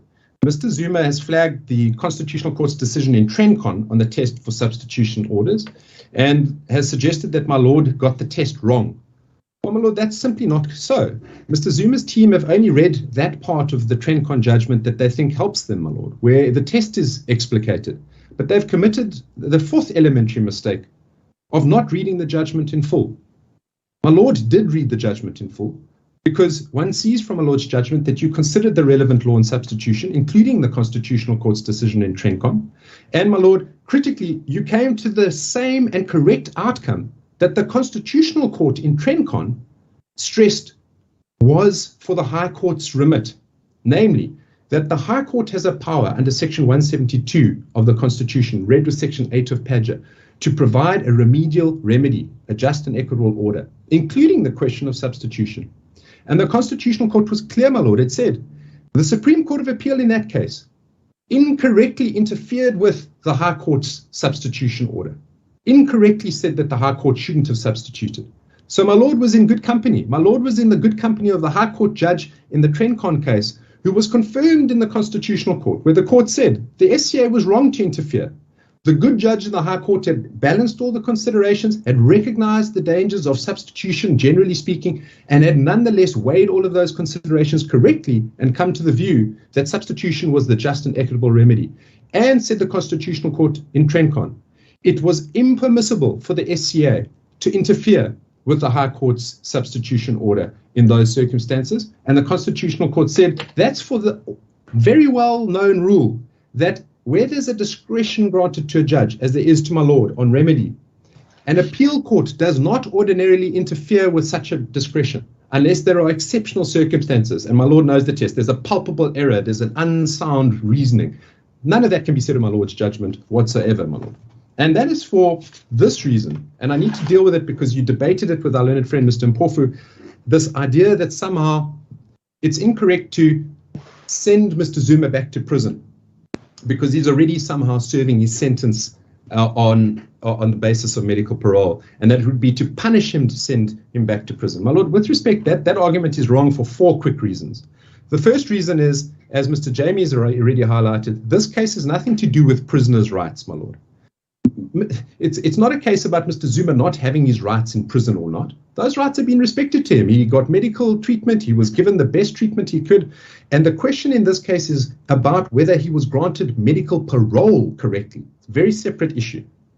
Second point, my Lord, is it's not relevant that Mr. Zuma didn't make the decision and that somehow he should now not be punished because this decision was made badly on behalf of him by the National Commissioner. Oh, my Lord, no. That misses the point entirely with respect. He has been punished. He has been punished. The Constitutional Court, my Lord, took into account that he's an elderly man. You can go and reread its judgment in the contempt application on sentencing, my Lord. It takes into account when it determines what is the appropriate sentence for Mr. Zuma, that he's an elderly man, that he may have a whole range of factors going towards a sentence different to 15 months imprisonment. The Constitutional Court said, we've weighed all those factors, but we found that in the circumstances of this case, 15 months imprisonment is the appropriate sanction. That's what the court has determined, my Lord. So he has been punished, and all my Lord has done, and this is the third point, is that my Lord has recognized that the punishment that the court handed out has been interrupted or undone by the fact that an unlawful grant of medical parole took place. The moment my Lord finds that it was unlawful, my Lord has no discretion. You have to, under 172(1)(a), say that is unlawful. And the moment my Lord says that the medical parole granted is unlawful, what happens, my Lord? The original sentence that the Constitutional Court behind that order granted for 15 months imprisonment simply stands. It's then reinstated. Mr. Zuma must return to continue serving that sentence, my Lord. So that is a 172(1)(a) obligation that my Lord was obliged to exercise. And my Lord, importantly, the fourth reason, my Lord, in your judgment specifically said under section 172(1)(b) that you took into account the fact, that the 3 months that Mr. Zuma had been entitled to medical parole shouldn't count in the overall scheme of things. Why, my Lord? Our learned friend, Mr. Mpofu, says nobody knows. Well, that's not so, my Lord. My Lord, in your judgment, you specifically said that one of the factors you took into account here was that Mr. Zuma was continuing to offend the Constitutional Court's order. You specifically referenced that in your judgment, my Lord. And so you said that that may be one of the factors which counts against the type of compassion and mercy that our learned friends say ought to have been recognized in the circumstances, at least in the balancing exercise. And my Lord has done that balancing exercise, and no appeal court without a very clear indication of how you've erred, and there is none here, my Lord, would interfere with what my Lord has already ruled. My Lord, then the fifth error, and very briefly and finally, my Lord, there is, by our learned friends, and I understood Mr. Mpofu in his opening address to sort of reserve his rights in this respect, to contend that there might be a need for them to supplement their arguments because they hadn't had enough time to file their application for leave to appeal because this hearing had been scheduled quickly. With respect, my Lord, this hearing was scheduled quickly because they filed their leave to appeal application on the afternoon that my Lord gave the judgment. They were the ones that were quick out of the starting blocks, my Lord. They were the ones that wanted to file their application for leave to appeal immediately. And my Lord, quite correctly, in light of the years and the fact that all of us are going away and the importance of this case, has determined that it should be heard today. Well, my Lord, with respect, they cannot now come and complain that they got out of the gates so quickly by filing their leave to appeal application urgently that they somehow have been prejudiced, my Lord. That's, if they are prejudiced, it's again an own goal by them and the legal team coming out of the starting block so quickly, my Lord. They had the time that they wanted to, if they wanted to file a leave to appeal application. They decided to put it in on the afternoon. My Lord, in any event, there's a further flirtation by our learned friends in Mr. Zuma's leave to appeal application to say, well, they might need to lead further evidence, my Lord. Well, with respect, my Lord, they must lead whatever the evidence they want, but they haven't done so. They haven't disclosed on what basis they are going to be able to do so or why they haven't done so. And they know, my Lord. Our learned friends are well aware of the very, very high standard that an appeal court lays down for leading further evidence on appeal. You need to explain why you didn't do it at the time that it was available to you. You need to explain why it's in the interest of justice that it should be received by the court. And, my lord, they've not even come close to explaining how they might meet that test, my lord. And then finally, my lord, in this respect, our learned friends, and I must deal with this very briefly, they raise the fact that there will be some or other prejudice to them because my lord called for this hearing today. And as a result, they're going to somehow be denied an opportunity to raise a new point that they want to raise about the fact that the applicants in the original review didn't exhaust some or other internal remedies under the Act because we didn't apply apparently to the review board, my lord, before we came to the High Court. Well, with respect, my lord, obviously there's an otherworldly nature to that type of argument. Firstly, because their new point is a dead one. Because if they wanted to raise it, they had to do so in the main review for proper debate and argument. You can't keep a point, my lord, in cold storage and then microwave it into life after the hearing at the leave to appeal stage. That's not how it works, and our learned friends know that. But even if you could try to microwave it, my lord, it's stillborn legally for two glaringly obvious reasons. The first, my lord, is another own goal. Remember, our learned friends keep telling my lord that the HSF and freedom under law and the applicants generally don't have standing in this case, my lord. They don't have standing to even be before my lord. So on what possible basis would any of us have had standing to go before the review board under the Act? We would have had absolutely no standing whatsoever on their own argument, my lord. But in any event, my lord, there is a further difficulty with their argument because when you go and read the section on the powers of the review board, my lord, the powers of the review board are limited, my lord. The powers of the review board are only to hear any aspects of the decisions by the parole board.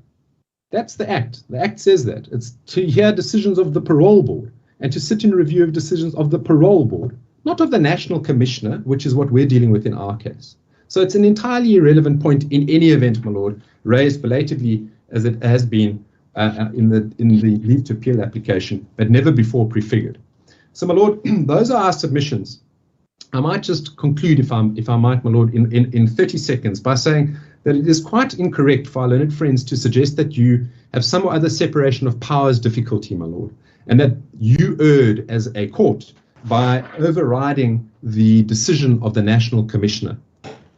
My lord, they've invoked the case of State versus Botha in this respect. My lord, you will read that case in your own time. It is entirely distinguishable with respect to them. That case dealt with the imposition of a non-parole period at the time of sentencing. So that it was a case about sentencing. And the question was whether there was any other basis to interfere with that sentencing. And said the court, you need to ordinarily show respect to a sentencing decision. Well, that's entirely different from what we're dealing with, my lord. Here we are concerned with the court's review functions in relation to the unlawful grant of medical parole by the National Commissioner. So Section 172 power in the heartland of what my lord has been able to do as a judge in a review court alongside all other judges in this country. And very importantly, my lord, is it doesn't help for our learned friends to flirt with Battlestar and other decisions because they failed to engage with the judgment I set much store by in our argument, my lord, in which you referenced in your judgment. It's the Democratic Alliance judgment, the Similani judgment of the Constitutional Court, which came after Battlestar, my lord, and which says in a rationality review, which is what we were dealing with in this case, is the National Commissioner's decision rational? In a rationality review, said the Constitutional Court, separation of powers doesn't come into the picture. If it's irrational, the court must declare it to be so. And that's exactly what my lord did for the factual and legal reasons that were stipulated. And of course, if any body is to be shown deference or respect, my lord, in this case, it's the Medical Parole Board. Those are the 5 expert doctors. Those are the people independently tasked with making a decision, a very important one, which they knew would be scrutinized in this country closely. And they said, we've looked at this. We've looked at the updated evidence. We've gone way past what Dr. Mafa said more than a month ago. We've got all of the medical experts that we asked for. We've looked at their evidence. We've looked at what the requirements are under the Act, and we've come to the view that Mr. Zuma is not liable for medical parole. Why? Because his condition has stabilized. So, my lord, that is where deference is owed, to that body, not to the National Commissioner who is in no way medically trained whatsoever. So, my Lord, in the closing 10 seconds, we submit that the application for leave to appeal should be dismissed with respect to our learned friends, or both applications should, with costs. And, Lord, that quite obviously, this matter cannot be slow dragged through the courts by a portended appeal to the full court, as Mr. Mpofu suggests. This case is deserving, if it does have to go up. We say it doesn't, and leave should be refused. But if my Lord is minded to grant leave, then clearly it must be leave granted to the Supreme Court of Appeal, my Lord. And with an indication, as I have seen done in other cases, that the matter is deserving of an expedited appeal to the extent that it does go to the SCA. Of course, my Lord's views on that score are not binding on the Supreme Court of Appeal, but they would be binding on our learned friends. Because if my Lord is minded to grant leave, we say you shouldn't, but if you're minded to grant leave to the SCA, all parties should be told that there is a duty upon them to ensure that this case is expedited in the public interest, not slow-walked for any longer than is necessary. Thank you, my Lord. Those are our submissions. Thanks, Mr. Du Plessis. Mr. Lobska.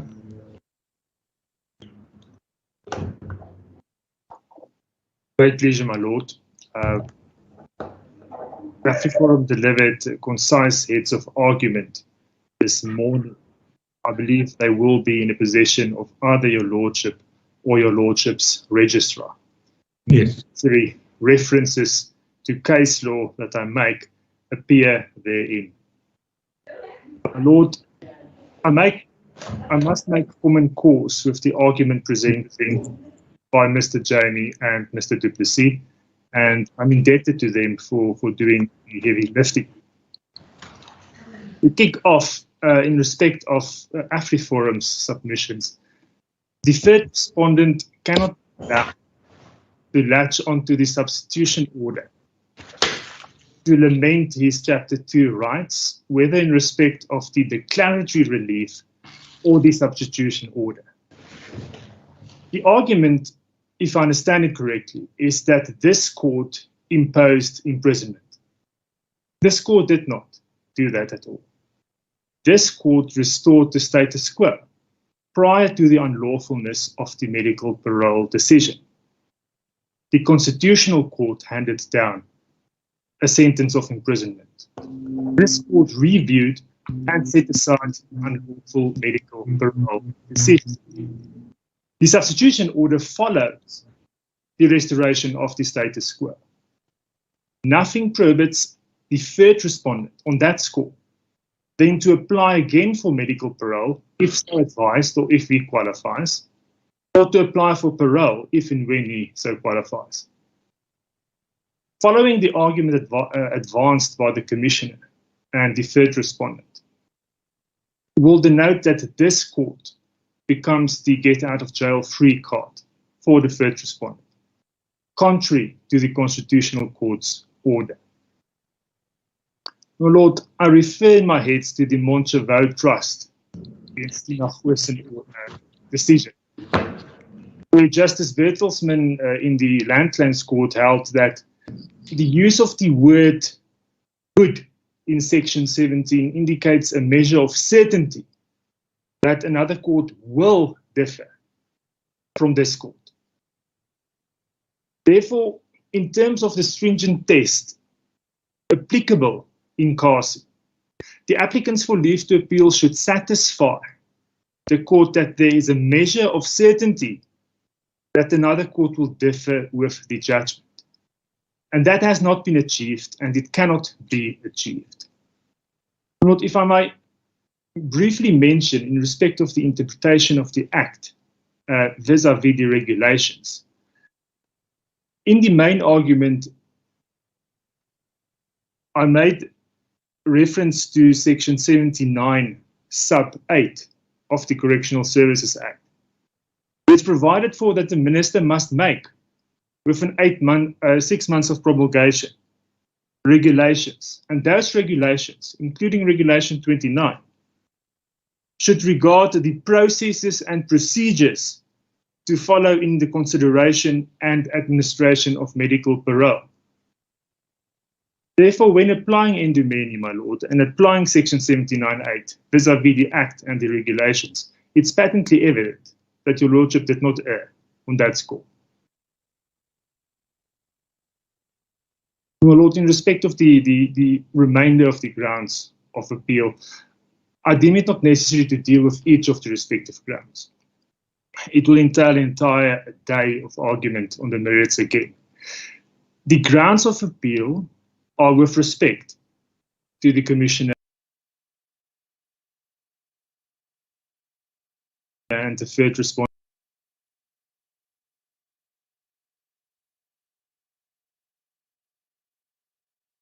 one-dimensional. It gives too much attention to issues that are not important, and they suffer a number of logical fallacies.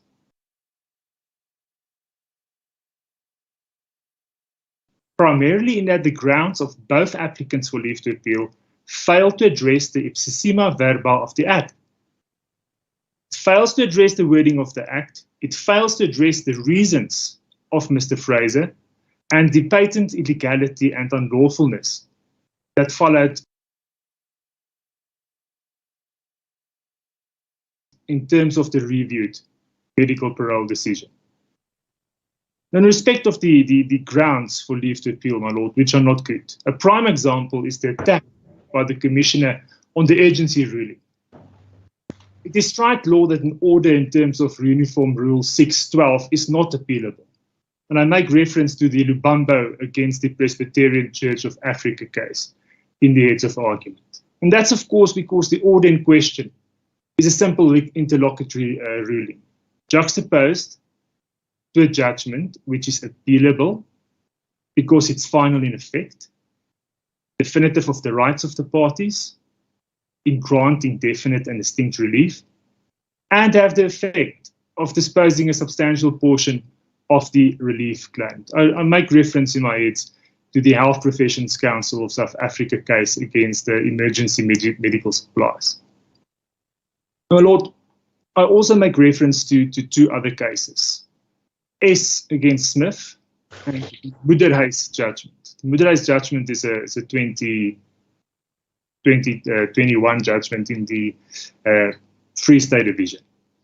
That having regard to the stringent test, there must be a sound and rational basis set out in the grounds for leave to appeal. There is no such basis present in CAS.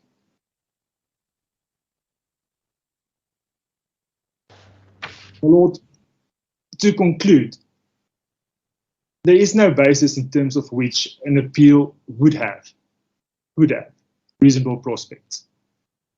This is because there is no sound and rational basis providing a measure of certainty that another court will differ from this court.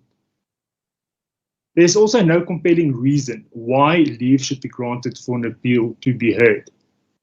The Supreme Court of Appeal has stated in Minister of Justice and Constitutional Development against South African Litigation Centre that it is not to say that merely because the High Court determines an issue of public importance, it must grant leave to appeal. The merits of the appeal remain vitally important and will be decisive. There is no important question of law which has been raised. The administration of justice is not dependent upon the hearing of an appeal, nor is there a conflicting judgment. With respect, my lord, it will lead to absurd results if a losing party is to succeed with leave to appeal each and every time an opportunistic and incorrect interpretation of an act is adopted in lieu of a lucid reading and interpretation thereof, in terms of the plain wording of the act. The application for leave to appeal, my lord, stands to be dismissed of costs. The two applicants for leave to appeal to pay the costs on a joint and several basis. May it please you. Thanks, Mr. Labuskachen. I think it's an appropriate moment for the court to take a 1 hour lunch adjournment. It's 5 minutes past 12. We can reconvene at 1 o'clock. Court adjourned. Okay. Thank you. I was going to, my lord. Yes.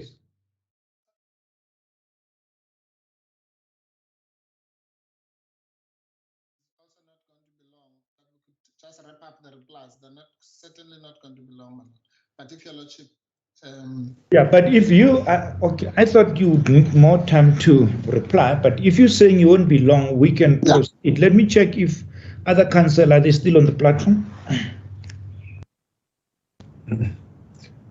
Hello, my lord, yes. Can we proceed, Mr. Duplessis, and where's Mr. Jami? My lord, I speaking personally would very much hope so.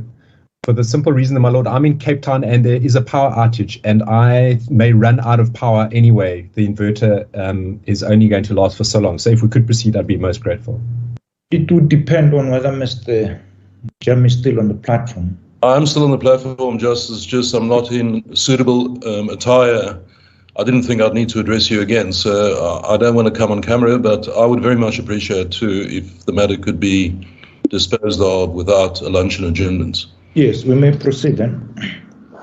Thank you, my lord. My lord, let me then, to cut to the chase, start with Mr. Duplessis, who, well, firstly, he starts by patronizing us, by telling us that we don't understand the test for application for leave to appeal. I mean, anyone who doesn't understand the test for leave to appeal needs their head to be examined. But either Mr. Duplessis is blind or deaf or both, because at paragraph 7(2), which he read out, where he says we use the old test of might, page 7, my lord, of our application for leave to appeal, it says there are accordingly good and reasonably prospects that another court would come to a different conclusion. That's the new heightened test. So he just wanted to insult us gratuitously because that is the test, and that's the test that we have used. Then he goes on to, and we don't appreciate to be patronized as such. But he then also says that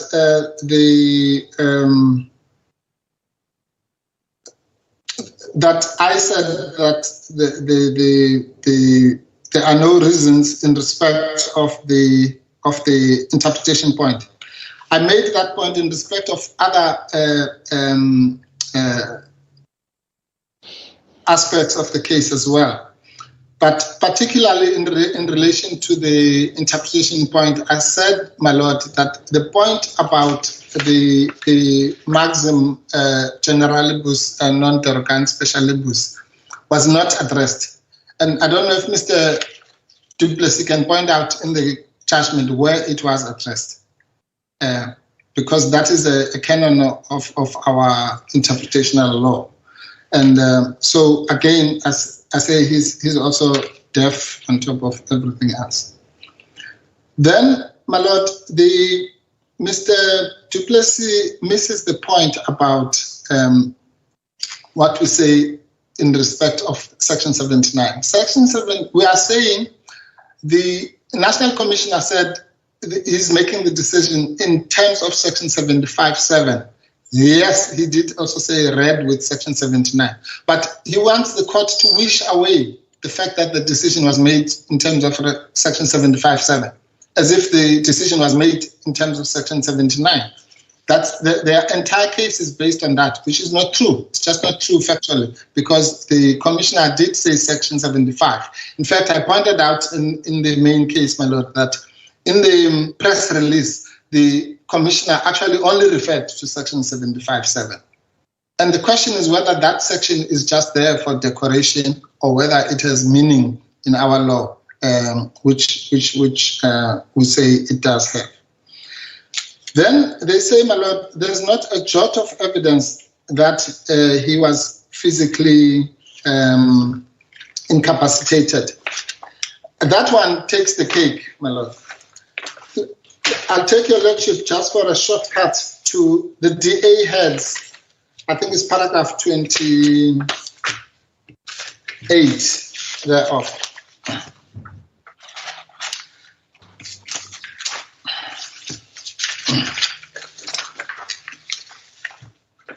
Yes, 27, my lord.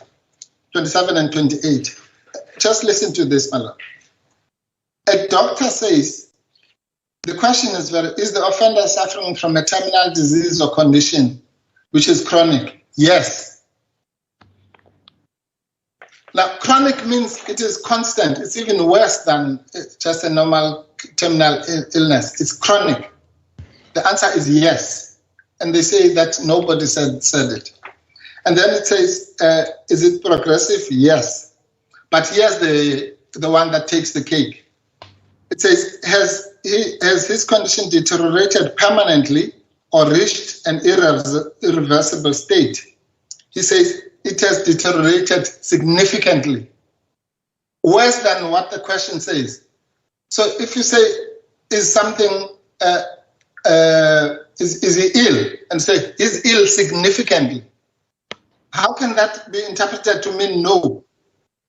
And Mr. Jamie says, had he said yes to that third question, we would be dealing with a different case. Well, that's a yes. That's a yes, actually. It's more than just a one yes. It has deteriorated significantly. And they want this court to interpret that as a no. Really, my lord. I mean, that's just, the kind of argument that should not even be entertained by a court like this. My learned friend, Mr. Duplessis, then goes on about Section 172.1a.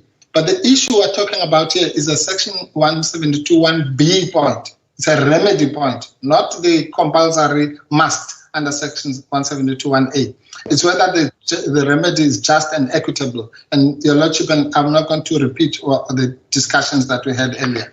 And that is the issue on the substitution order, whether the trend contest has been met. How can the trend contest be met, my lord, when we now know, fortuitously maybe, that there is a different decision maker, a new acting national commissioner?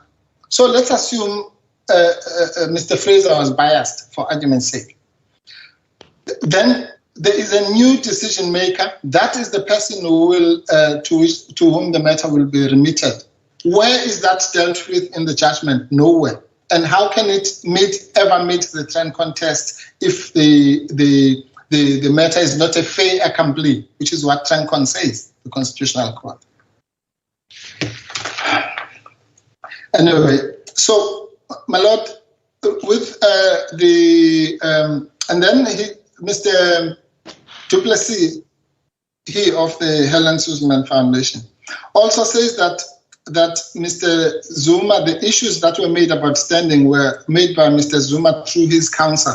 That means he didn't read paragraphs 30 to 35 of Mr. Zuma's founding affidavit, or he just wants to insult me again just for no reason. Because it was Mr. Zuma who, in his affidavit, explained why there was a political motive behind this particular application, in that there are many people who are given parole, but we've never had all what he calls these right-wing organizations clubbing up in those. It was not me. And then a further insult to Mr. Masuku, also gratuitous, is that because in the freedom under law had locus standi, in some case that we don't know what it was about, therefore these other parties here have locus standi. I mean, what kind of argument is that?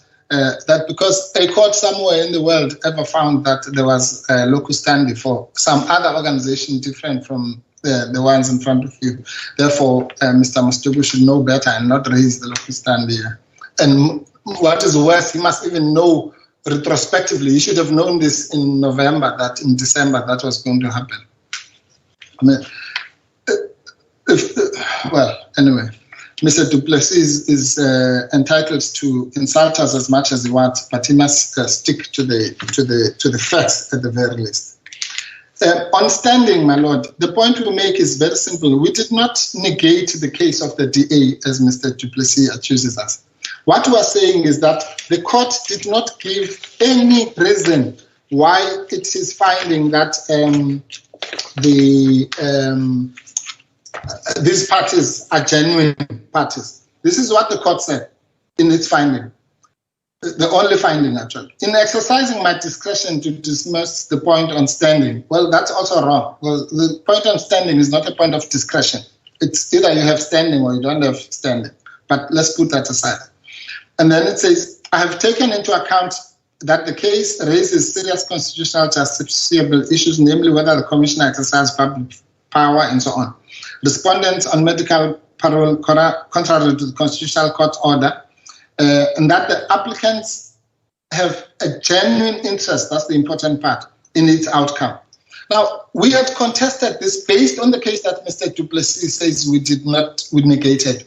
We said at paragraph 45, I think, of that case, NAFSA JA had said that that test which they want to apply cannot apply if the applicant is mala fide or has ulterior motives. And we have pleaded in this case that they do have ulterior political motives. Where is the reasoning that says we were wrong about that, except for the conclusion that the judge says that they are genuine? That's what I mean by the impartial point. It's a conclusion that they are genuine is not a judgment per se. Because what we want is to say, no, the applicants say that there's a political motives and so on, and they are wrong because of this and that reason. The others say they have a genuine reason and they are right because of this and that. And that is what we mean by the judgment lacking just the bare essence of what a judgment should contain. Then, my Lord, Mr. Jamie, for his part, really says that the unredacted report somehow assists them. How can it do so, my Lord?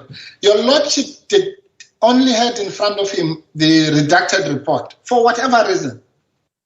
So how can your Lordship say that the parts that are redacted, for example, do not say that he's terminally ill? And the answer, my Lord, with the greatest respect, cannot lie in saying some deductive reasoning that because the parole board said he does not qualify under the Act, which can mean anything. It can mean section 791A, B, or C, or whatever. Therefore, it means that they were saying he's not terminally ill. The point of the matter is that your Lordship does not know what in fact, the likelihood is that the redacted parts of the report are those that really go to the nature of the illness. That's why they are redacted for privacy purposes rather than the opposite. And your Lordship simply does not know. So the onus bearing parties must suffer from that. Because if your Lordship does not know, then they must lose because they bear the onus to bring the proper record and convince the court of the contents thereof. And there's no duty on former President Zuma to diagnose himself. Now they say, no, he does not say that he suffered from a terminal illness. The doctor said so. He's not, even if he had self-diagnosed himself, who's going to take that seriously? Because the professional medical experts who are trained to make that determination have said that he does suffer from a terminal illness. And that's the crux of the issue. And then your Lordship finally misdirected yourself with respect, my Lord, in not realizing or rather not appreciating that this is not a case that has been brought under section 79 2B Roman 2. So your Lordship, from paragraph 51 of the judgment up to 57, your Lordship says when an application is made by a sentenced offender or a person acting on their behalf, and then your Lordship goes on for those 7 paragraphs. But this is not that is not this application. This application falls under section 79 2B Roman 1. An application brought by a medical practitioner. So everything, all those other requirements are irrelevant because those requirements are meant for an application that is brought by the prisoner himself or by somebody acting on his behalf. So that's another gross misdirection, because that entire discussion actually falls out of place. And the one that we should have about 179 2B1 is nowhere in the judgment with respect. Then, my lord, the point we make about the doctors, at least it's common cause that the doctors say that, or rather the correctional services officials say that there is no prison in South Africa which is capable of catering for Mr. Zuma's medical needs. Now, what that means, my lord, is that if your lordship says he must go back to that place, it's like saying there's a fire there, and your lordship says, well, go into the fire. That's what we mean when we say your lordship's judgment is an equivalent of the death sentence.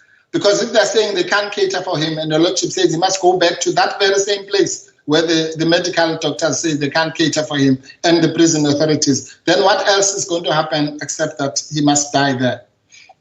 And then, my lord, Mr. Du Plessis says this is not a case about sentencing. Well, let me say this, my lord. Your lordship, whatever wording is used, is effectively imposing a new sentence on Mr. Zuma. Because your lordship knows from the documents, Mr. Zuma is scheduled to be released on October 2022. If your lordship's judgment takes root, then he'll be released in 2023, because there'll be 3 or 4 months that is not counted. Now, that's firstly changing the sentence of the Constitutional Court. That is increasing that is changing the release date, which is already written and cast in stone. And if that is not punishment or a further sentence, then nothing is a further sentence. Because if a man was going to be released on the 12th of October 2022, but is now, on your lordship's interpretation, going to be released in 2023, then and we say, no, that is not a matter of sentencing. Well, that's the same as if you were sentenced to 3 months in the magistrate's court for an offense. It's exactly the same effect. And it is those issues that your lordship correctly pointed out that needs to be taken into account. What are we dealing with here? If we extend that release date for by that time, he'll be 81 by the time he's released, according to your lordship's new timetable. And it is not even clear if your lordship has got the power to change the release date that has actually been determined by correctional services. Yet another executive decision already taken, it's tabulated there. This is the date this must happen, this is the date that might happen. So all those, my lord, cumulatively should lead your lordship to the inescapable conclusion that a higher court would come to a different conclusion. And finally, my lord, Mr. Du Plessis also misrepresents my argument. He says the dilatory reference of the matter to the full bench as Mr. Mpofu would like. Well, Mr. Mpofu is me. I said to your lordship, we have put in the notice of application for leave to appeal that the matter should go to the SCA, alternatively to the full bench. It is the other part, it is the National Commissioner that has put it the other way around. And then Mr. Du Plessis decides to misquote me and misrepresent my argument while I'm still here, in the name of Helen Sulzman Nocher. As the court pleases, my lord, that is, those are our submissions, that this is a case, my lord, that cries out for, because of its implications, because of the resentencing, because of the rewriting, for that matter, of Section 75. Because now, under your lordship's new interpretation, Section 75 should start with the word, subject to Section 79, the National Commissioner may release a prisoner. But Section 75 doesn't say anything of that sort. It doesn't say it's subject to Section 79. It says if you are under 24 months, you may be released at the decision of the National Commissioner. Full stop. Yes. That's what it says, as the court pleases. Thanks, Mr. Mpofu. Mr. Mpashele? Please, your lordship. But I think the respondent to this matter, and I think I'll first have to deal with the submissions that were made by Mr. Chairman. and he made this following submission. He made a submission that the application for medical parole was lodged in terms of Section 79. And however, it says that, however, the application does not meet the requirement of Section 79. And in support of his own contentions and submissions, he made reference to what the application is saying, in particular, to the medical report that has been submitted by Dr. Mafa.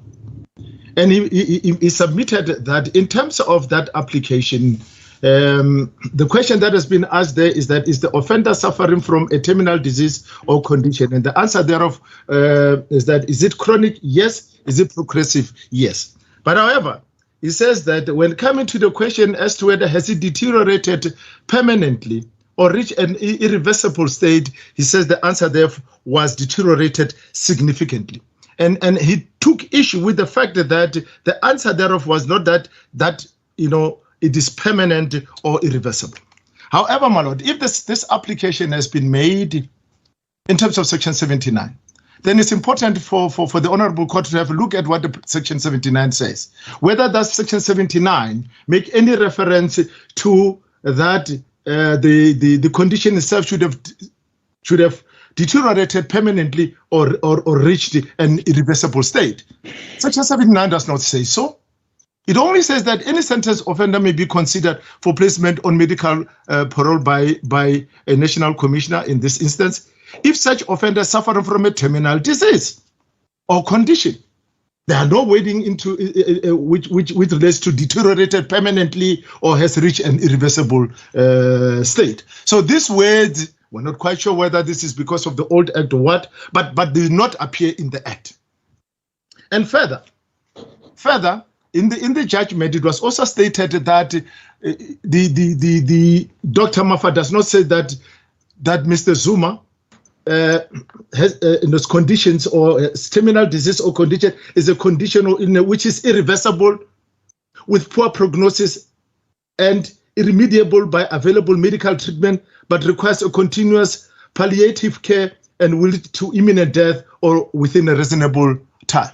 Those provisions are not in the Act, my lord. And these are the conditions upon which they've been used in order to come to the conclusion that Mr. Zuma was not terminally ill. But these are not what the Act requires. The Act requires whether it's terminally ill or not. And that question has been answered in the years by Dr. Mafa. And that's supposed to be sufficient by itself. That's the first point. And now Mr. Jamie then went on and then dealt with the issue of agency. And he considered that the issue of agency was disputed by the parties. And then he went on to say that the fact that this matter was convened, or this application was convened urgently, makes the matter urgent in itself. But your lordship would see that the point that was taken in relation to agency was whether the parties or the respondent in this stage would obtain substantial redress in due course. And the point that we took on behalf of the National Commissioner was to the effect that if this court was to say that the sentence that was served by Mr. Zuma while he was outside prison would not serve for the purposes of the computation of his sentence, that in itself is a substantial remedy. And if that is a substantial remedy in due course, then that does not make the matter itself urgent under the circumstances. Having said so, and then move to the submissions by Mr. Duplessis. And the point that the submission that we made was that the medical parole application was done in terms of Section 79, as was said also by Mr. Jamie. But Mr. Duplessis then make an emphasis on the fact that the medical parole application itself must state that Mr. Zuma is severely incapacitated. But now, your lordship would see that after all, the issue of severity is not stated in relations of in relation to incapacity, but is only in relation to the limitation of daily activity. Because now when you look at 79(1)(a), it says that either is suffering from a terminal disease or condition and does it, or if such offender is rendered physically incapacitated as a result of the injury, disease, or illness, so as to severely limit his daily activity in inmate self-care. It doesn't say that he must be severely incapacitated, as has been suggested by Mr. Dipulsi.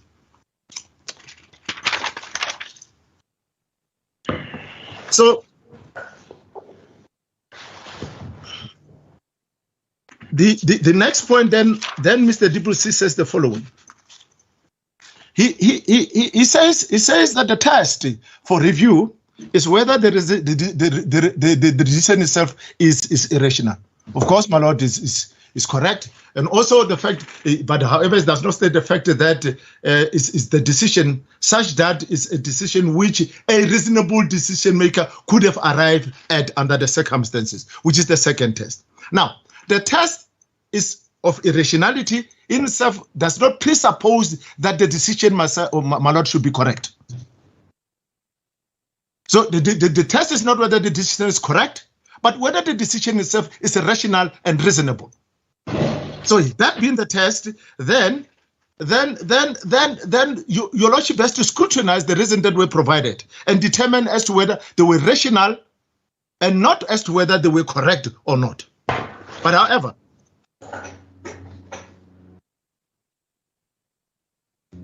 we submitted that the decisions that was taken by the National Commissioner itself was irrational under the circumstances, and it's a decision that could have arrived at by a reasonable decision maker under the circumstances.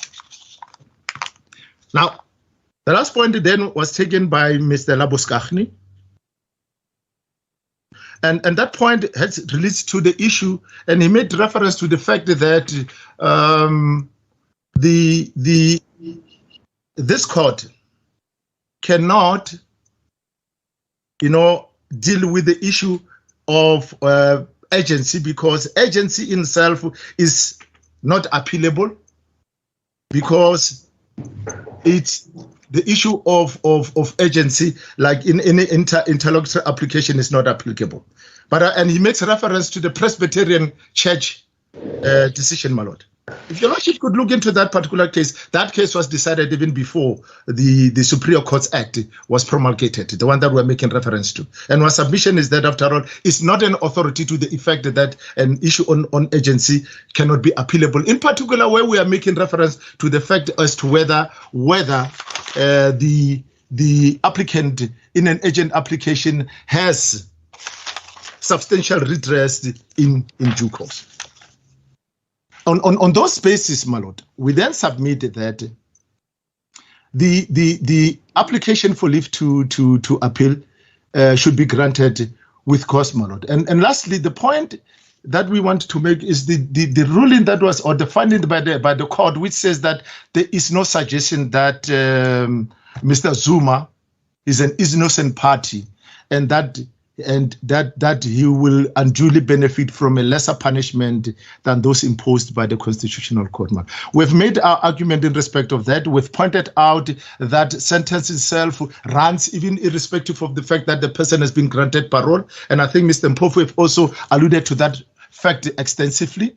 And therefore, we then submitted that he was not a party to the decision making by the National Commissioner. And I wonder how can it then be submitted that he is not innocent under those circumstances, that he has got nothing to do with the decision. All that he did was to make an application. The application was considered, and that application was granted. So he is innocent, and therefore is entitled to the benefit of a just and equitable remedy as is provided for in our legal system. And with those arguments, my lord, we submit that the application for leave to appeal should be granted with cause, as the court pleases.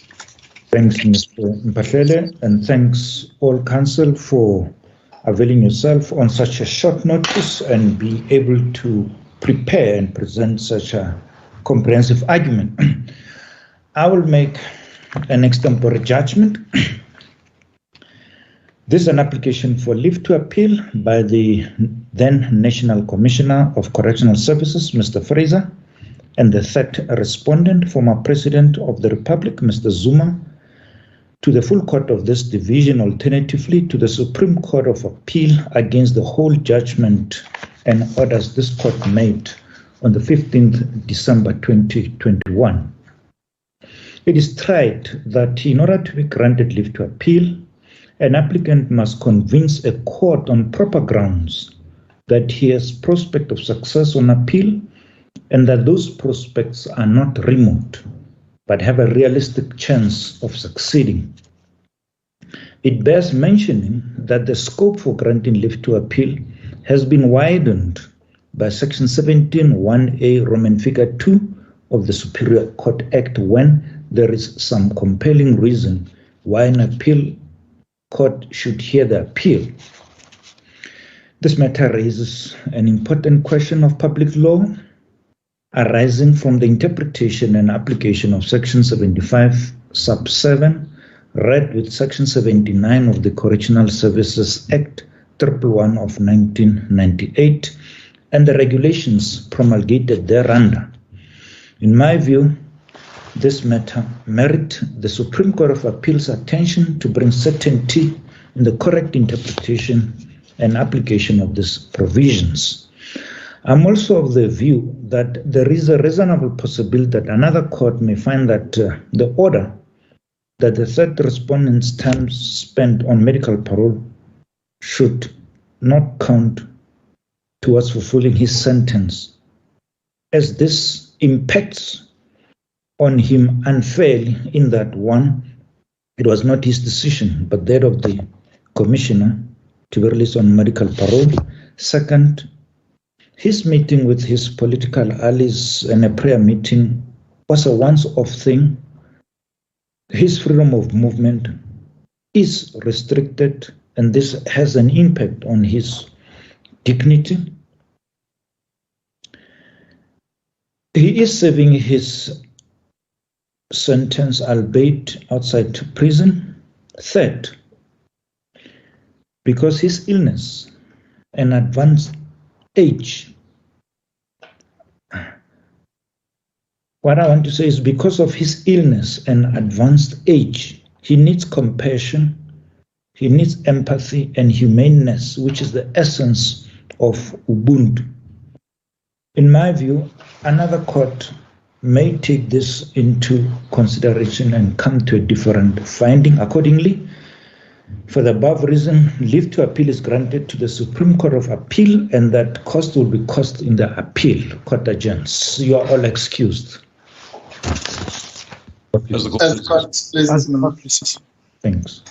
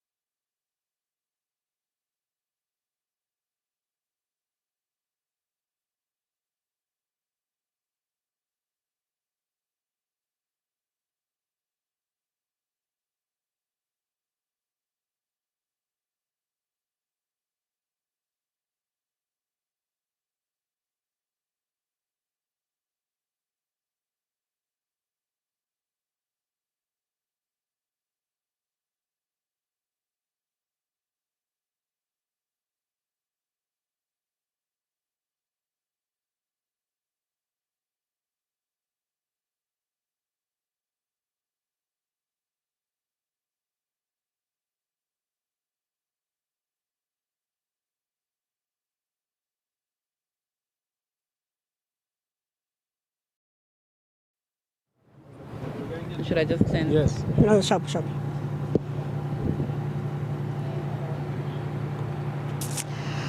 Good morning and welcome to our special broadcast from the State Capture Commission.